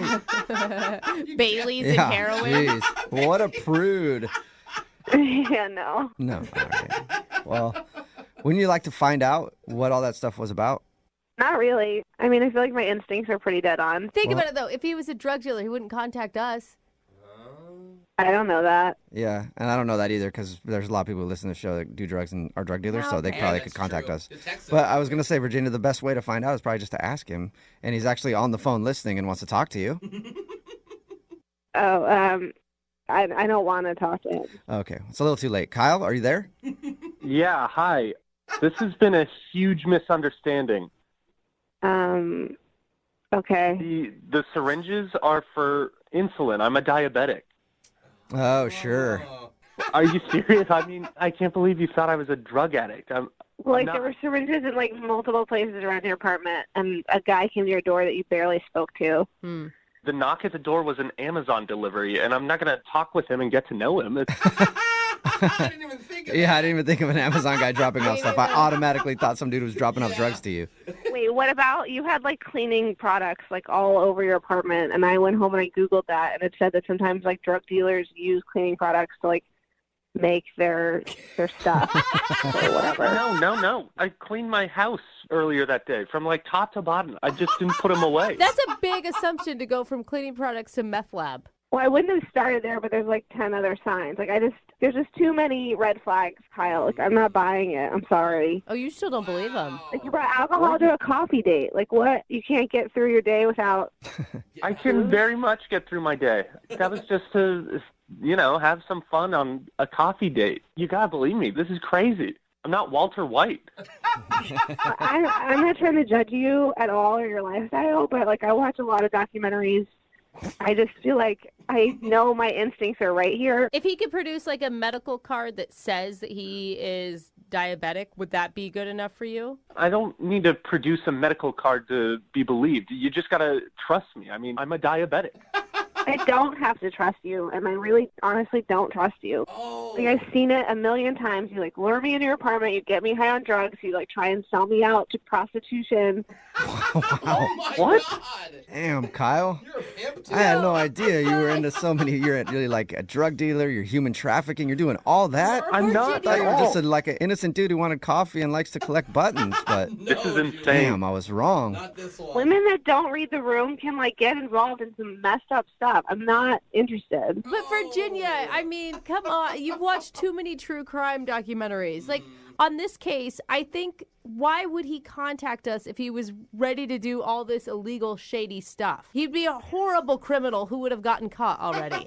I don't know, but I'm sure it'll make a really interesting documentary, and I'm not interested in being a part of it. This is crazy. I don't know what else I could have done. I mean, I'm a diabetic. Have you ever done hard drugs before, Kyle? not. Look at that pause. Listen to that pause. Yeah, now I'm pretty sure she's right. You could drive a truck through that pause. Oh my God. Virginia, would you like to go on a second date with Kyle? We'll pay for it. Absolutely not. No. No. I'm not getting a second date because she thinks I'm a drug dealer? Yeah, a drug dealer who's going to get her high and prostitute her. Kyle? I'm a diabetic who likes collecting campaign buttons. Is that risky? I'm not buying it, dude. You better start covering your tracks more if you're going to try and pick up some chicks on the street and sell them out. Yeah, sounds like a perfect front to me, Kyle. What? Dude, I'm we're sorry, all going to man. be sorry when we see his mugshot one day, Yeah. though. Look, maybe everything you're saying is true. Maybe you are a diabetic and they were just cleaning products, but I'm just not willing to take that risk with my life. Like, this is it's my life. Wow. Sorry. Wow. All right. Good luck hiding under your blanket at home. Okay. Well, Kyle, sorry, no second date, but it sounds like actually you might want to be thankful about that. Wow. All right, can I go now? Yeah, go now. Be safe. Yeah, run. It's dangerous out there. We'll see you later, Virginia. Bye. Hey, Kyle. Yeah. I didn't not expect it to go down like that, man. I'm sorry. I guess I need to hide my syringes better. Yeah, hide your syringes better. I remember you said earlier we could come check out your campaign button collection. Yeah. Now that we know a little more about you, I'm more interested in coming over to check out the other stuff you got lying around. Oh, Okay, come on. hit me up. Jubal wants it. Yeah, Yeah, come on down. I'll give you the big drug tour. yeah. You can tell he's totally a drug addict. I'll give you the big drug tour. Brooke and Jubal in the morning. Phone for a second date update today. Thinks he's not getting a call back because of what he chose to eat for dinner. What? And let me tell you, when you guys hear what he ate for dinner, you're going to agree because it's crazy. What are you talking I can't about? believe that he would actually do this on a date. It's nuts. Out of control, I think, oh my gosh. actually. I think it's going to blow my mind here in a second. His name is Kyle. Kyle, how are you? I'm doing all right. I don't think what I ate on the date was that crazy. Hey. But Before we get into your crazy dinner choice, I first want to know how you met the girl that you went out with. so I met this girl named Lena at the local bar that I go to. And Okay. I was sitting down at the end of the bar, and there was this table. There were like three girls there. And I was actually kind of trying to make eyes at one of Lena's friends. But as I walked over, like Lena thought that I had been making eyes at her. And she was really cute. But when I walked up to the table, she looked at me and goes, "Go ahead, give me your cheesy pickup line." Are you Oh, really? serious? I mean, were you excited about that? Or were you like awkward? How do I let her know that I'm actually trying to hit on her friend? I actually really kind of liked that she just immediately kind of punched me in the nose. Like, I like that kind of challenges and doesn't just, that tells you there's something special about him. That should have been your cheesy pickup line. You should have been like, actually, I was wondering if your friend is single. So you walked over there to talk to one of her friends, and she talked to you first, and then you were, I mean, I guess not stuck talking to her because you seem like you like her enough to do a second date update, but you just had to switch your game up and start talking to her. I just had to switch it up just a little bit. And, my pickup line was, huh? I mean, that was my response. So, Yeah, really smooth. did you guys end up going out or did you just hang out that night? We had one drink together, and she was just really cool. I had to go. I was meeting my parents for dinner, and so I gave her my number, and she actually called me. Okay. Wow. I like this girl. She's really forward. Yeah, it's You know? awesome. She was really cool, and I mean, dinner was awesome. I picked her up for dinner, took her out, nice restaurant. I wanted to, impress her. I really, thought there could potentially be something there. And Yeah, let's talk about the dinner for a second because your email said that you think the item that you chose to eat might be scaring her off. And after reading your email, I've got to say, I agree wholeheartedly, you madman. What did you order? This is killing me because I can't imagine ever not calling a guy over what he ate. I just ordered a salad. That's what I'm talking about. But wait, like a dinner salad or like a side salad or like a meal salad? Doesn't matter. There's a big difference. It doesn't There is. really matter. The point is, Kyle, why do you think ordering a salad is not getting you a call back? Well, I mean, some girls that I've been on dates with have seemed offended that at dinner I only ordered like a small salad. Really? I mean, I tell them they can eat whatever they want, but I'm only going to order a small salad. And sometimes in the past, girls have seemed offended by it. I could see, I could honestly see, I would feel like you were judging me for what I was eating, especially if you added the line, you can eat whatever you want, but I am diet conscious, and I am going to order a salad. Yeah, I could see that. I mean, it sounds kind of pretentious almost. But like, I really don't care what they eat. I try to treat my body well, and so I mean that's okay. See, now you are sounding pretentious. Like, yeah, you can go ahead and order some sort of fried something. I don't put anything like that in my body. Is that the way you posed it to her? No, that's not the way that. I mean, like when I told her, she seemed surprised but not put out. So I can't imagine that that's the way it came out of my mouth. But couldn't you? I mean, if this honestly has been a problem for you in the past, can't you just make an exception for one date night to maybe get crazy chicken or something? No, like I only eat salads for dinner. That is all that I eat. Why? My body is a temple. I work incredibly hard to make sure that I stay in good shape. Yeah. I feed myself well. I take vitamins. I exercise. I want to make sure that my body is in the best possible shape. Hearing you say this, did you harp on that the whole time? No, I mean, like we talked about her dog.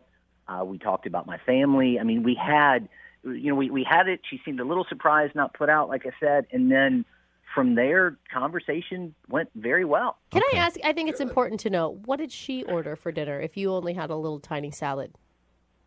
She ordered a steak. Okay, so maybe she wasn't put out by it. Maybe she didn't care what you ate at all. When the steak came out, like I even to reinforce that it was an okay decision. I said, "Good for you." I really didn't care what she ordered. I told her, I was like, "That steak looks really hearty." Really? No, that's a hefty meal you got there, lady. Good work. That's like when my dad growing up would tell me I'm good German working stock and I was built to carry heavy things. They're just not things that you want to hear. So how did she react after you told her that her meal was hearty? She dug in immediately and cleaned her plate. Okay, so it doesn't seem like the food thing bothered her that much, but that's... Either that or she was doing it out of spite. Guys, I don't think it was contentious like you're kind of making it out to be. I mean, she got to eat what she wanted. I got to eat what I wanted. Okay. And, yeah. Did you guys kiss at the end of the night? So at the end of the night, drove her home, and I'd been working up the courage all night to kiss her, and she looked at me. We made eye contact, and I leaned in to kiss her, and she turned her head and gave me a hug, and I ended up almost kissing her ear. Wow. No. I think it was just a miscommunication. I mean, it was a little awkward, but I mean, it was the first date. I understand. I did think that I would get a kiss. It had gone well, but called her. I sent her text, and I was looking to you guys for some help. Okay. Well, we'll play a song, come back, call her, and get your second date update, okay?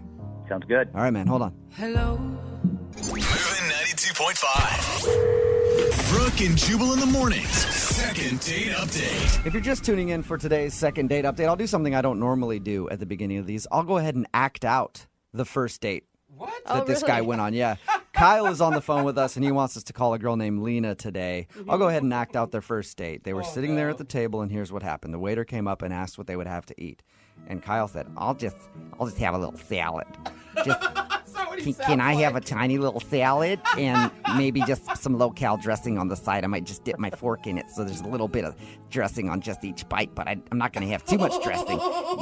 And my sweet love, Lena, over there, what would you like? And Lena was like, I'll have a steak.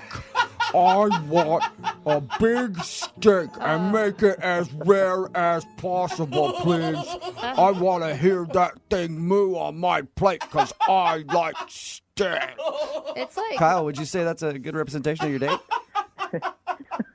It's a funny representation. Oh, okay. But that's nowhere near what happened. I'm surprised you didn't say uncanny. Kyle is on the phone. He wants to call Lena. He thinks the reason she's not calling him back is because he only had a salad on their date and she ate a steak. And at one point, he said to her, hey, don't worry about eating that steak. That's a hearty little meal you got there. So bad. Which could be taken the wrong way. But he said the date was good. It ended with an awkward moment where he tried to give her a kiss and she gave him a hug. And she hasn't talked to him ever since. Kyle, we're about to call her. Any last words? I would just like the chance to explain it and see if she'd be willing to go out on another date. Maybe I could take her out. I mean, I could have tea. She could have coffee or whatever she wants. I'll have a coffee and a steak.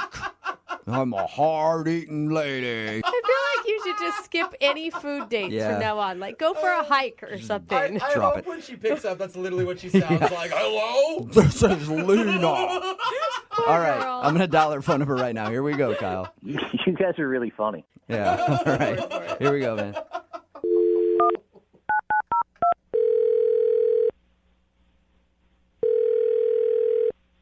Hello? Hi, I was trying to get a hold of Lena. Yeah, this is she. Hey, Lena, how are you? My name is Jubal, and I host a radio show called Brooke and Jubal in the Morning. Okay. Why are you calling me? Well, I'm calling you because you recently went out on a date with one of our listeners, and he actually emailed us to see if we could get you on the phone. Hey, wait, you're a radio station? Yes. You work for a radio station? No, I am the radio station. You are the radio Yes. We do a Are you being segment. serious? Yeah, I am. We do a segment on our show. It's called The Second Date Update.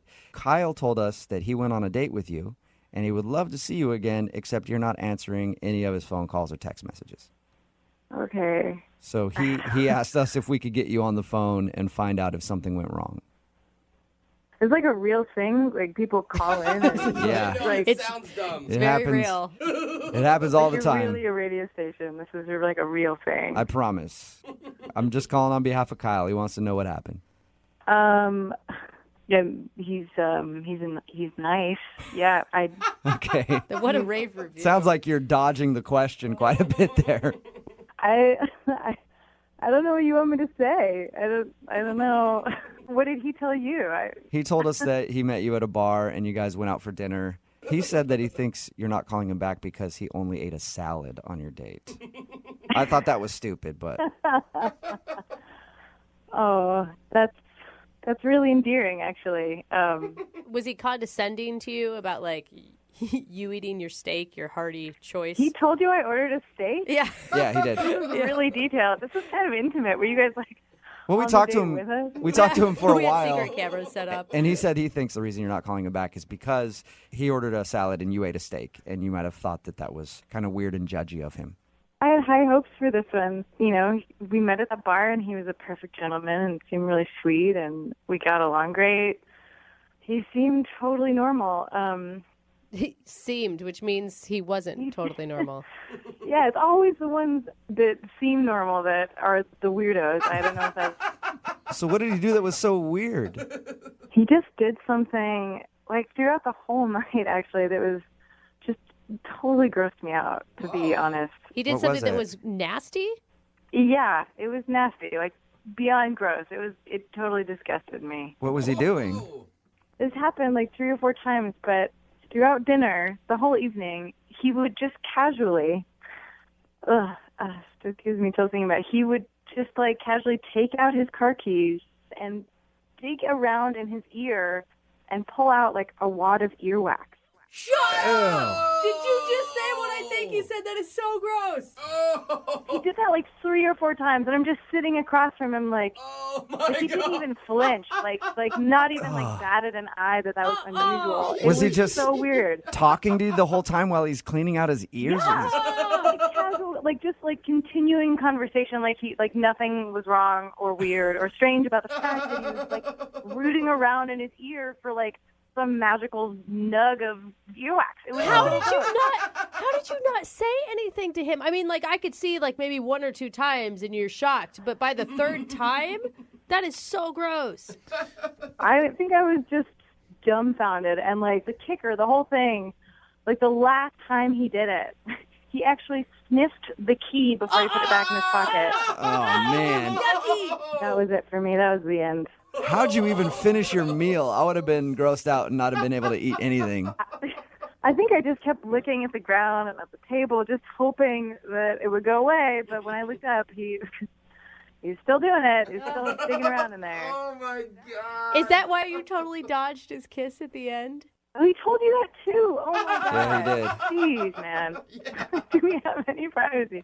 Yeah, I mean, at that point, I was like, all right, let's just get through this. I'm like... I just kept thinking, like, if that's what you do on a date during dinner, like, what else do you do in private? Or, like, what else do you do in general? Like, I don't know. My mind just kind of kept revolving around, like, other gross things you could be doing. That is disgusting. I'm so sorry you grossed had to see that. Oh, I'm grossed out Yeah, listening me to too. it. Hey, Lena, I'm not actually sure if he can hear because it sounds like he's got a lot of wax in his ears. But Kyle is actually on the other line listening to this conversation. What? Yeah. So, wait, let me get this straight. Your complaint, your big problem with the date is that I was cleaning wax out of my ears? Oh, so gross. It's not that you were just cleaning earwax out of your ear. It's that you were doing it with a key at the dinner table while we were having dinner, like repeatedly. First off, I didn't realize that I was doing it, but there's nothing disgusting about freeing your body of toxins. There's nothing weird about making sure that you don't have wax build up in your ears. I'm always dealing with that. I'm always working to get the toxins out of my body. I'm trying to keep myself healthy. And earwax is unhealthy for you. It's a toxin. And, normally I try to, get my ears rinsed out on a regular basis. But that day I was busy. I was running late. And I didn't realize it was that noticeable. I don't even, I don't know what to say. It was so gross and it was so noticeable.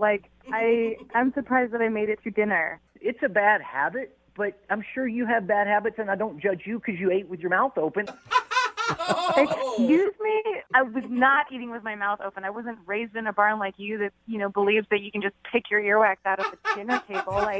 That is so different from you, scraping stuff out of your body and putting it on display at dinner. That is disgusting. Look, I'm taking toxins out of my body. I had to sit there at dinner and watch you fill your body full of poison. Watch you eat that steak. God, Do you know how long a steak stays in your intestinal tract? It does stay for a long time. Oh, my God. My gosh. Hey, What Kyle, is your there's problem, a big Kyle? difference between pulling out your keys and rooting around in your ear. And then also she said you were smelling it. You don't remember doing that, or do you remember doing that? I don't remember doing that. Sometimes I do smell the wax to make sure it just smells healthy and not incredibly toxic. It smells healthy. It smells like wax. Kyle, what are you talking about? How are you just really embarrassed right now, and this is some weird defense thing that you're doing? Because... No, I'm not embarrassed by it. Okay, I didn't realize I was doing it there at the table, but it's something. I'm incredibly health conscious. It's something that I do. I have bad habits. You have bad. We all have bad habits. At least she's finding out on the first date. No. I don't know what kind of other bad habits you have, but that is a total reason to not go on a second date with someone. That is the epitome of why I would not go on a date with someone. Especially if you think it's a healthy choice. That's kind of horrifying. What else do you do? Do you pick your nose to clear your toxins out? Smell that too, or taste that? No, obviously you don't take care of yourself. You don't take care of yourself. I don't taking around and eating earwax out is taking care of yourself and eating a salad whatever. I keep my body clean. I keep my body free of toxins, and I will not apologize for that. Man, you're going to keep your life free of women after this. No that. Well, That's a good point. I think this is a good time to ask, Lena, Whoa, dude. would you like to go out with Kyle again on a second date? It sounds like you two have hit it off and have some common ground here. Oh, yeah. Oh, sure. Yeah, hell no. I will pay. If you guys go out on a second date, I will go with you, and I will clean his ear out the whole time, so he doesn't have to do it. I don't know if I can watch You that. couldn't pay me to go on a second date with her at this point. Oh, wow. Oh, man. All right. Well, Kyle, at least you know why she wasn't calling you back now. Yeah, and thank you guys so much for saving me from this nightmare. I'm thrilled that I won't be going on a second date with Lena. Yeah, there's a lot of other ladies out there who love earwax, dude. Don't worry about it. Brooke and Jubal in the morning. Brooke and Jubal's second date update.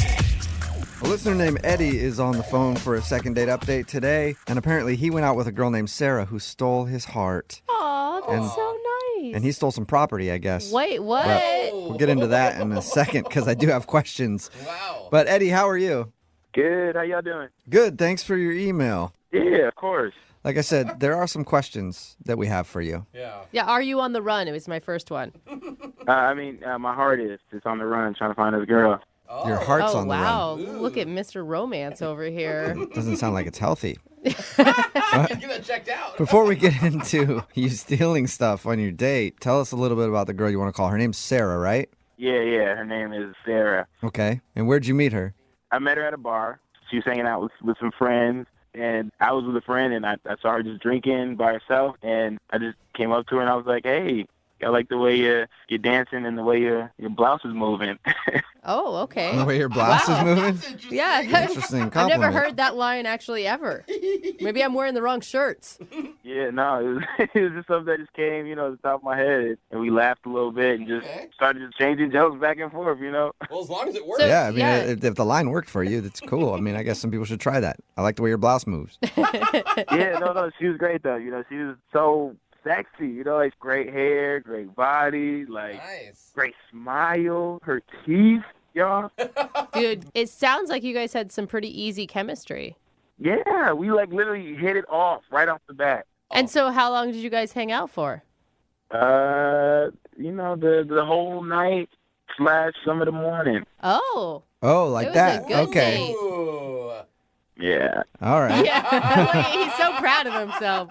Was she was she just gone in the morning when you got up, or did you guys hang out the next day at all? Yeah, so she had left by the time I woke up. I mean, I woke up one time and she was there, and then went back to sleep, and then I woke up again and she was gone. So, I mean, since it was at your place, was it your idea to go back to your house, or how'd you guys get to that point? Yeah, I mean, it was more of like a collaboration. We were at the bar, we were just drinking, and her friends had left and said, are you okay? And she was like, yeah. So then they left, and like last call, we just decided to take a ride to my spot.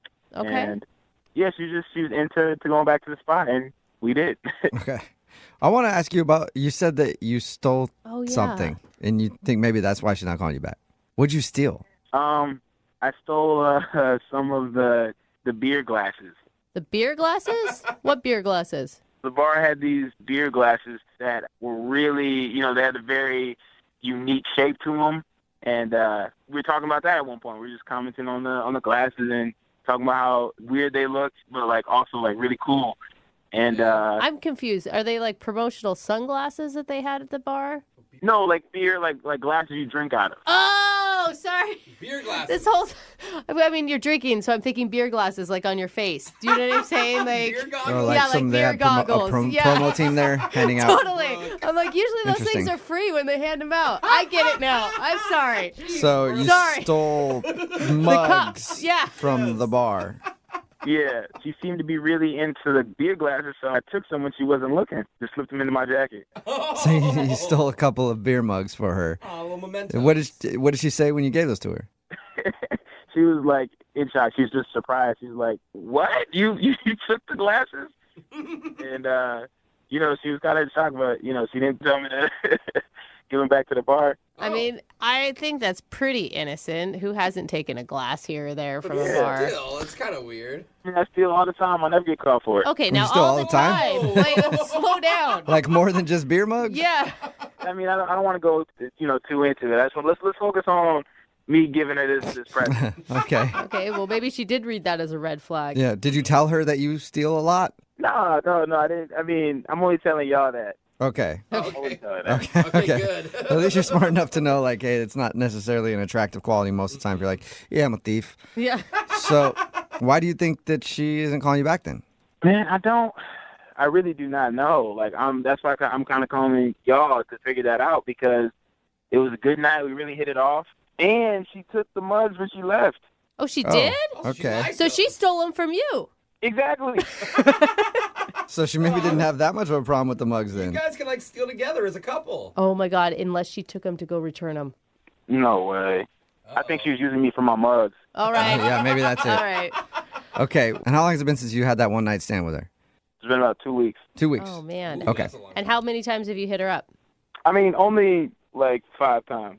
Oh. All right. In 2 weeks? I don't know. Wait, Borderline, yeah. If you did any more, well, you're about to, kind of. But anyway. I feel like 5 is a lot. Yeah. All right. We're going to play a song and then come back and we'll call her and get your second date update, okay? All right, cool. Thank you. Okay, hang on. Moving 92.5. Brooke and Jubal in the mornings. Second date update. I don't know if we're on the phone for a second date update or a heist movie. Because Eddie is on the phone for a second date update today, and he wants us to call a woman named Sarah. They met at a bar, and at that bar, he impressed her by stealing a couple of the mugs because she said that she liked them. They actually ended up back at his place, and they hooked up, and then she was gone when he woke up. And so were the mugs.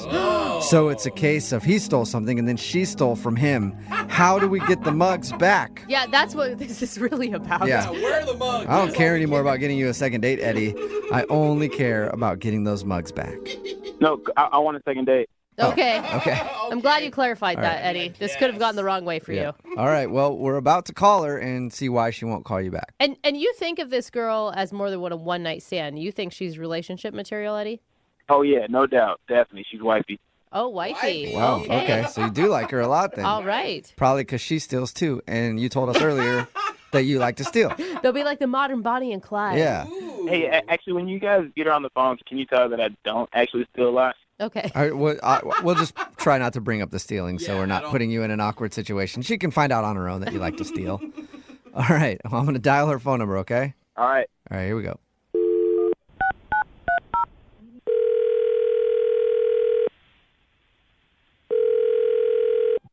Hello.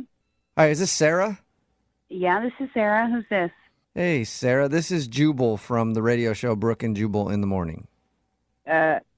Okay. How are you? I'm fine. Why are you calling? Oh. Who are you? My name's Jubal from Brooke and Jubal in the Morning. It's a radio show. Jubal? Yeah, Jubal. Jubal? Jubal. God, it sounds so weird when you say it so many times. It sounds weird when you really pronounce it like that. I'll just get to the point, Sorry, Sarah, so you don't hang up the phone. I'm calling you because we do a segment on our show, and it's called the Second Date Update. Have you ever heard of anything like that? Kinda. Why? Kinda. Okay. Well, it's where listeners can email us if they've gone out on a date with somebody and that person isn't calling them back. We get them on the phone and find out what happened. And you went out with a dude named Eddie about 2 weeks ago. Yeah? Yep. And Eddie really liked you, but he's been trying to get a hold of you, and for some reason, you aren't calling him back. This is weird. Is that not true? Well, I suppose, but you're from a radio station? Yeah, I said that 4 times. Okay, your name's Jubal, though. Jubal. It really doesn't matter what my name is. The whole point of everything is Eddie, the dude that you met 2 weeks ago at the bar, has been trying to get a hold of you, but you're not calling him back. So he asked us to get you on the phone and find out why you don't like him. So now he's calling you to call me because I won't return his call. Yes. Said that 3 times now. Yes, Wow. he said. So why don't you just tell him that you couldn't reach me? Oh, well, Why? okay. He really liked you. He said some really wonderful things about you. Yeah, I'm not going to call him back. And is there a particular reason? I mean, I'm not going to... This is weird. I can't believe I'm talking to a radio station. Why am I talking to a radio station? Because we called you because we do a segment called a Second Date Update. It's where I don't want to go into the whole thing again, but... He said it 4 times. Yeah. Okay.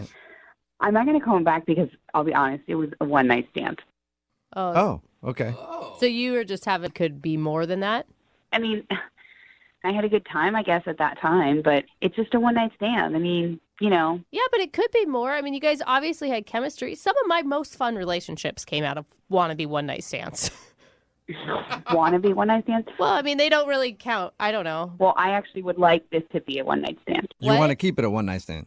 I mean, one-night stand means like one night. If I called him or talked to him, then it's not a one-night stand. You're breaking the rule. Yeah. But if you had chemistry... There's rules written somewhere. It's like the Bible. But if you have chemistry, you can break the rule here and there. Yeah, but I don't really want to.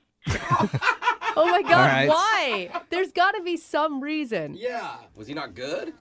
No, it was fine. Oh, that's a good question. He was bad, wasn't he? I'm not saying that. I'm just saying it was fine. So...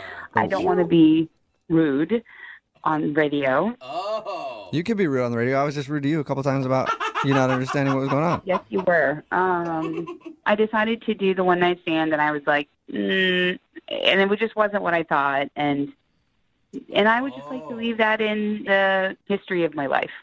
Okay. When I look back, I'll see that this is the thing that I did, and look, I did that, and then that's it. Okay. So... Do you have a lot of one-night stands? No, this was my first. Oh, And okay. only. Oh. Do you feel bad about it? Is that why? Do you feel guilty? No. I mean, I've always wanted to try it once, and, I did. It's like, One time I wanted to have a Brussels sprout, and I did. Gotcha. So this is like a bucket list type situation for you. Like, in my life, I want to try a Brussels sprout, and I want to try a guy named Eddie that I met at the bar. And then... Precisely. Right up there at the top. Very specific. All right. Well, I don't think... And I just meant one Brussels sprout, and I meant just one Eddie. Just one Eddie. Okay. All right. And you had it. Eddie and the Brussels sprout. I guess Well- life is complete. Unfortunately, Eddie is on the phone right now and wants to talk to you. Oh, my God. Are you serious? Yeah. Yeah. Hey, what's up, Sarah? Oh, Eddie. Hey, I heard the conversation, and I want what? to say, You heard the conversation? Yeah, that's the other part I forgot to mention. He was listening the whole time, too. Oh, I want to say okay. that I can, try Brussels sprouts again. Try Eddie again. What? Eddie, you're okay? Like, her comparing you to Brussels sprouts in her life? Look, I'm just saying I can do better. Okay, you don't think you did a good enough job. It's not that. It's just that, imagine that I'm a dude, and I'm just like, I want to have a one-night stand. I'm not going to call you anymore, just like what dudes do. Just pretend I'm a dude. Okay, I'm imagining I'm a dude, and I want to see you again. So how about that imagining? So you're a dude who had a one-night stand with a dude who wants to see that dude again. Y'all know what I mean. You know what I'm trying to get at. I think I do. I think you're saying that you want to see Sarah again. Yes.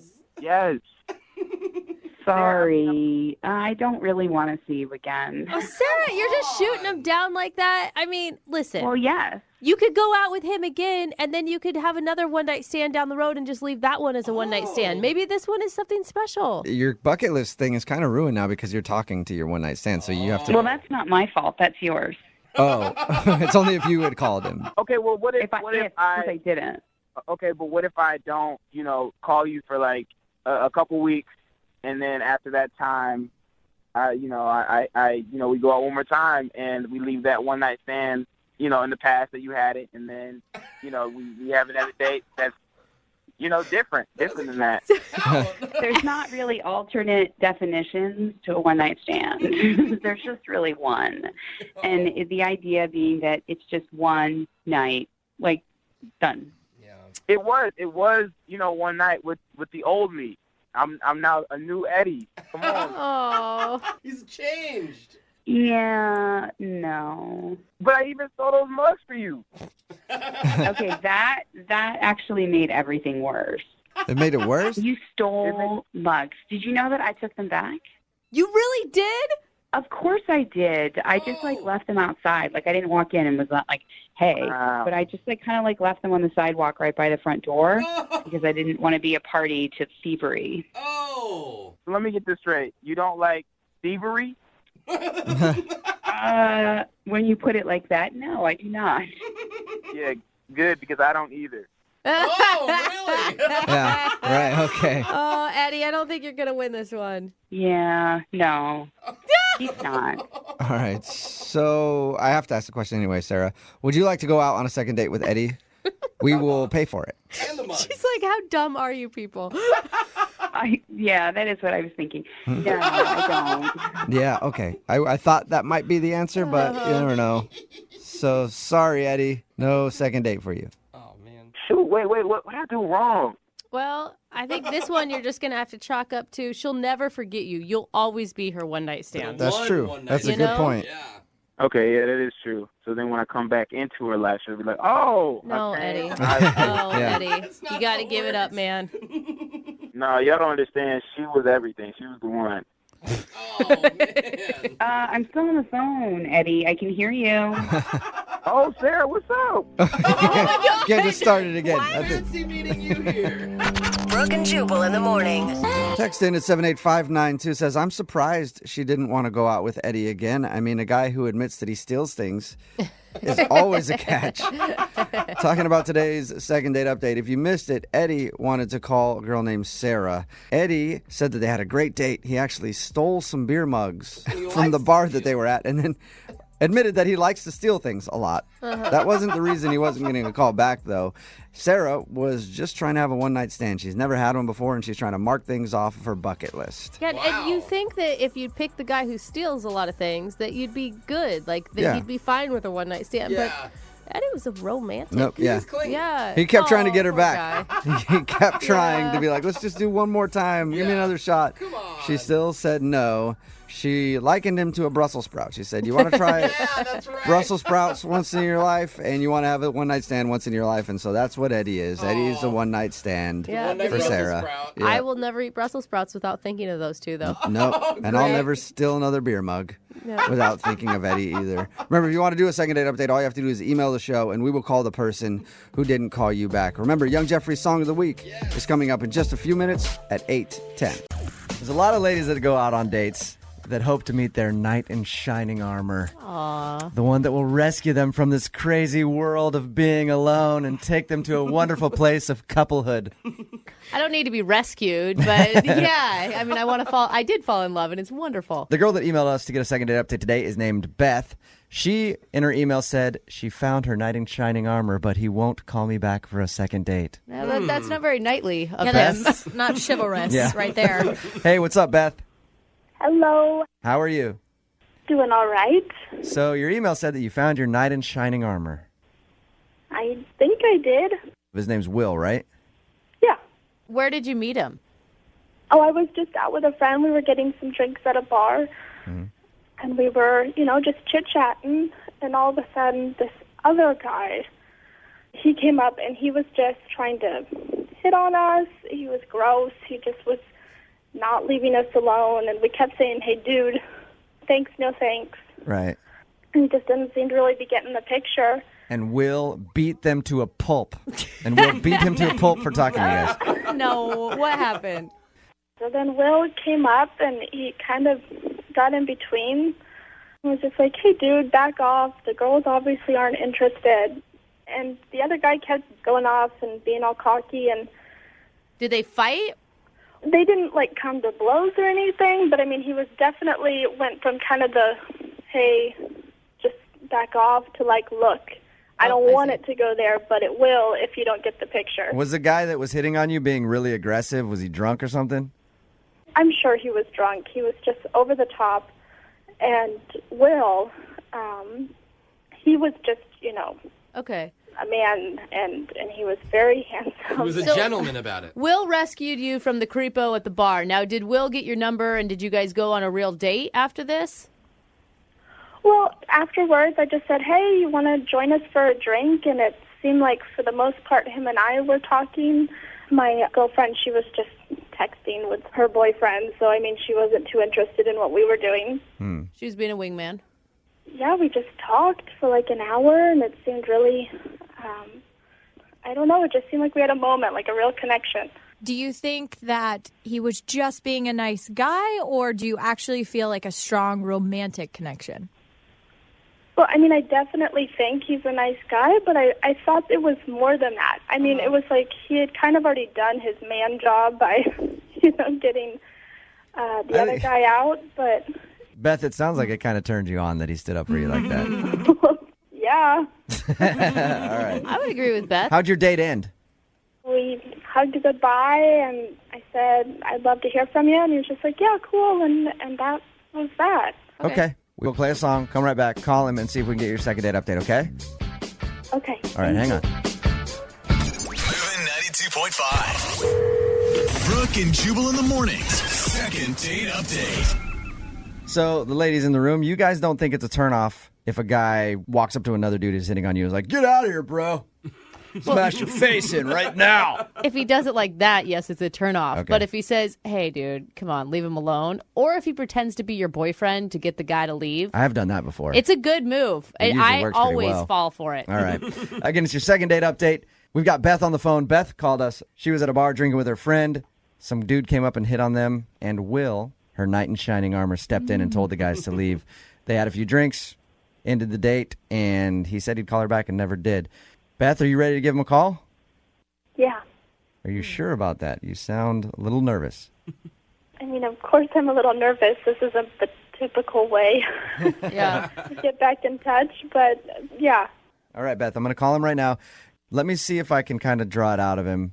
He sounds like a bro to me. That's just what I'm picturing. So he might not want to share it right away.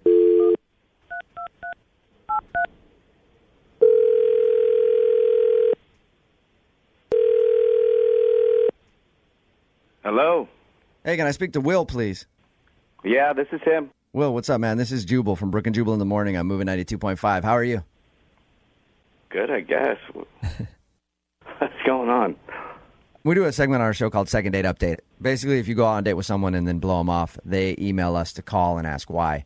So I'm calling you about a date that you went on. Oh. Any idea who that could be? Oh, I meet a lot of people, man. I'll be more specific. I don't even know if you'd really call it a date. There was a girl named Beth who was at a bar drinking with her friend. Some dude came up, started hitting on her. You stepped in and told the guy to leave. I remember that. Just between, like, a couple of guys. Tell me why you really aren't calling her back. I'll tell you what's up, but this is sort of a guy thing. Really? Yeah. Like, have you ever read any of those, like, the pickup books or been online to any of the pickup forums? Like The Game or The Art of Seduction or one of those books? Yeah. Okay, so what happened? I was out with my buddy Mark, and we thought we played, like, good cop, bad cop. So that was your buddy that was hitting on her? Yeah, that was my buddy. He's like, I'll play bad cop, and you play good cop. And so I got to play the hero, and it was cool. Because you got to see Mark. He's like 6 inches taller than I am. He's huge. That is awesome, dude. So you set this whole thing up to talk to Beth, and then you did. It worked. Why haven't you called her back, though? Yeah, well, there's a little hitch there. That Beth girl, she wasn't the primary target. Oh. Okay, her friend was the primary target. See, there's two levels to this, because the other thing is you have to, what they call it, demonstrating value. So I was demonstrating value, but for the hot girl. So what you do is you show yourself as, like, the hero, and then you chat up. Well, right. I mean, my friends and I call them grenades. You chat up a grenade to get the hot girl's attention, but she barely gave me any. She's on the phone. All she did was text. Hey, Will. Hello? Bro, Oh, my God. Beth is on the phone right now. That is so rude. Oh, That dude, is no so way. rude. No way. Oh, Say hi to Beth, Will. I can't believe you guys ambushed me on the radio. That's so... Sorry, you have to say hi to me. Can you spare a couple minutes? Is it okay? Or am I not worth talking to because I can't get you in my friend's pants? Nothing happened between your friend and I, by the way. Just...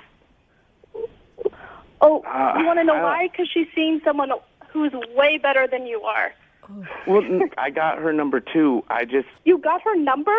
She said she couldn't, she didn't want to, like, hang out with me because your friendship was too important. I don't know if that means anything to you, but...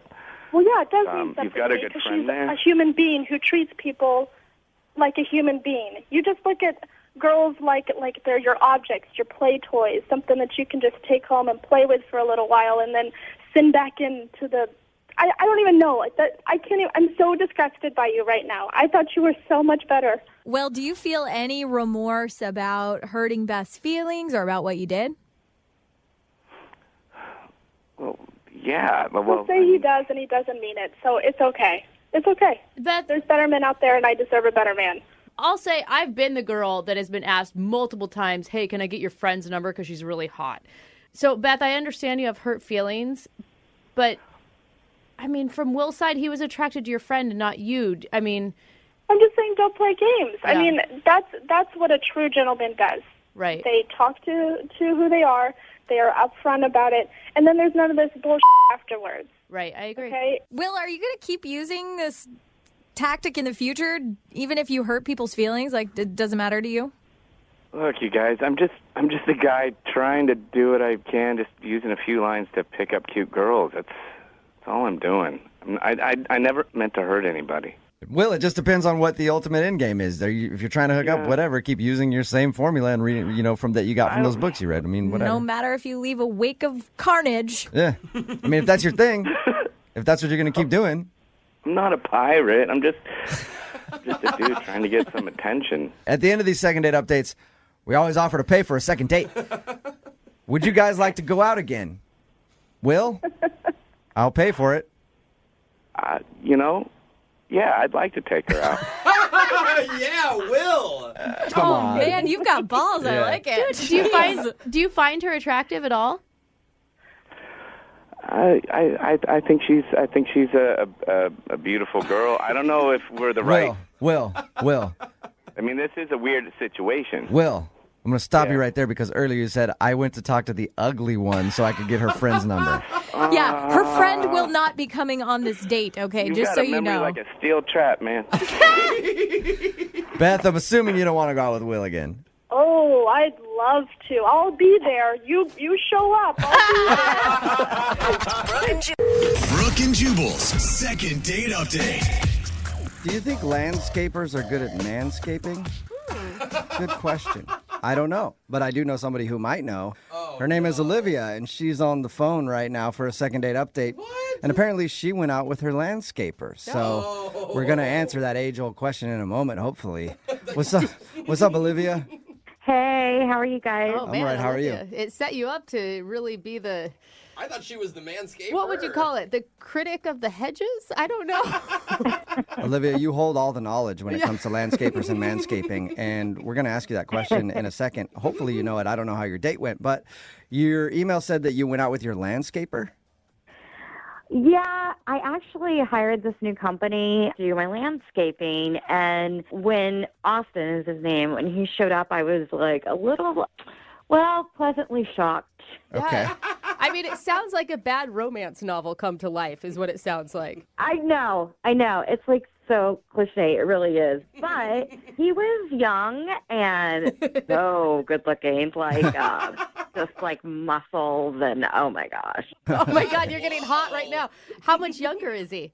I would say he's at least 5 years younger than me. We never really talked about his age, but... Okay. Not crazy younger, though. It's not like you're 50 and he's like No. 18. No. He's definitely a man, like, for sure. Man through and through. She can barely say that. Oh, So- a man. How did you end up getting a date with him? Did you hit on him while he was working on your house, or you hit him up later? No, I did. I kept staring at him from my window, and I'm like, oh my gosh. Creepy. Oh my gosh. Yeah, like total stalker or something. But he was getting hot, like literally and physically. And I was like, I just invite him in for a drink. Of course. It's hot out here. You want some lemonade? You want oh boy, how did my top fall off? That's unfortunate. I got to learn to button buttons better. Is that what you're talking about? Well, it wasn't lemonade. It was Sprite. Totally different. Oh, Yeah. One's carbonated, one's not. Okay, so anyway, he came in and flirting led to him literally. Wait, so- what? Hold up. First day on the job, you hooked up with a landscaper? I did. Oh my gosh. Wow. I Man, did. you've got some... This is an adult film now. Yeah, I'm in the wrong line of work too. So is this the date then, or did you guys go out? No, he left, but before he left, he was like, hey, you should come hang out at this bar. I'm going to hang out with my buddies, but you can come by. We'll play pool. I was like, why not? So later that night, I met him at the bar. Oh, so you guys did have hangout time. Yes. We played pool. His buddies were there. They were really cool. How did he introduce you? He just said, this is Olivia. I mean, there was no pretense or just kind of like, oh, we're hanging out. I was wondering if he put you in like the client box or if he put you in the friend box. I think it was like the friend box. Okay. Yeah. You said Olivia. Okay. So you hung out with him at the bar, and did you like him as a person too, and not just a piece of landscape meat? Well, I mean, yeah, he was cool. Like, it was just really casual and fun, like kind of like adventurous. Like, I never do this, but I was like, why not? But then he disappeared. Like, we're having fun, couple drinks in. Buddies are really cool, like I said. But I was like, where did he go? Like, where's Austin? And they had like, I don't know. And I didn't want to be like uncool, like I'm the old lady here hanging out. So I just kind of like sat back and thought, okay, he'll come back. Half an hour later, no sign of him. I have no idea where he went. So he just ditched out? Did you text him? So I texted him and nothing. Nothing. You haven't heard anything from him since then? No. So wait, why are we calling him though? Because I feel like you should just chalk this up to like, awesome, lived out a fantasy, let's move on with life. I kind of I kind of want to do it. I don't know. You want more? You want more of Austin? That's fine. That's understandable. Yeah. Why not just book a regular like Tuesday for Austin to come by your house and do the yard and you? Oh my God, I totally thought about that. But I'm like, that's just embarrassing. Like, no, I can't. Yeah, no. that's desperate. Okay. That's creepy. You're like Right. paying him now? Yeah, exactly. Can you just come hang out in my yard so I can stare at you through the window? Do you have any idea why he would have ditched you? No, I think something's happened, and maybe he's embarrassed, or I don't know. Okay. Well, we'll play a song and then come back and call him and get your second date update, okay? Okay. All right, hang on. Moving 92.5. Brooke and Jubal in the mornings. Second date update. Oh my, would you look at that? My shrubbery is getting long. And there are just leaves piled throughout this yard. Why, I wish I could get someone to come over here and blow those leaves out and maybe trim my shrubbery.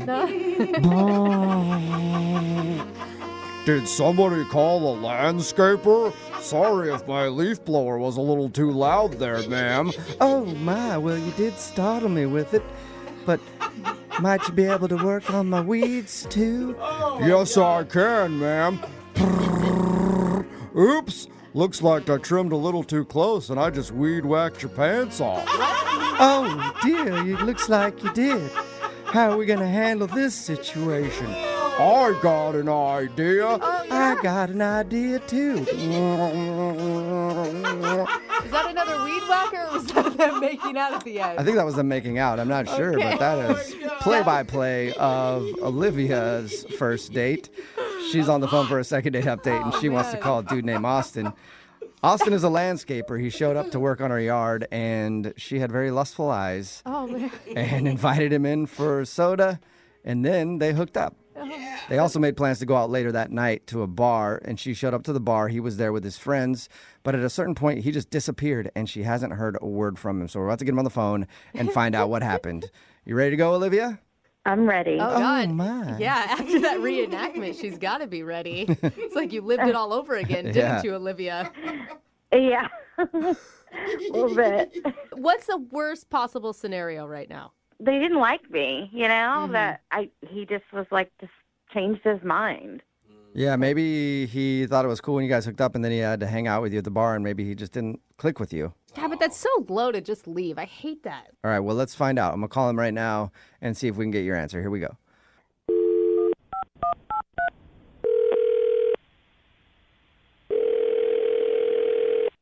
Hello? Hi, may I speak to Austin, please? Yeah, speaking. Austin, how are you, man? This is Jubal from Brooke and Jubal in the Morning, the radio show. Brooke and what? Brooke and Jubal in the Morning. It's a morning radio show. Okay. I kind of don't listen to the radio, so I've never heard of you guys. Sorry. But It's all good, man. I'm calling you today, though, because we actually got an email into our show about you. What? Yeah. It's a segment we do on our show. It's called the Second Date Update. That's where if you go out on a date with somebody and then end up blowing them off, they can email us, and we'll get that person on the phone and hopefully find out why they're not calling them back. And you recently met a woman named Olivia. Oh. Yeah? Yes. Yeah? Okay, wait a minute. She emailed you about me and her? Yeah. Yeah. She told us about how you came over to work on her house because you do landscaping, right? Yeah, but... Yeah, apparently you do more than that. Yeah, we Full heard, service. What? We heard you are hot. Yeah. Look, but why would she call the radio show? I don't know, because she wants to see you again. Yeah. She said she really enjoyed your initial experience with her when you came over to work on her house, and then she said she liked hanging out with you at the bar, but you just disappeared, and she hasn't heard from you. Yeah, but I just don't get why she would want to make this business public. I don't think that she's ashamed by any of it. Okay, no. That's not what I mean. What do you mean? I mean, I just don't know why she would want that out there. But all right. Sounds like it was fun. I mean, it was until we were at the bar later on, and we were shooting some pool, and I went to go get some another round of drinks, and this guy comes up to me. Never seen this guy before in my life. Okay. But he bows up on me, and he says, "I know you slept with my wife." Wait, what? Wife? Yeah, exactly. I'm like, what? I don't know what you're talking about.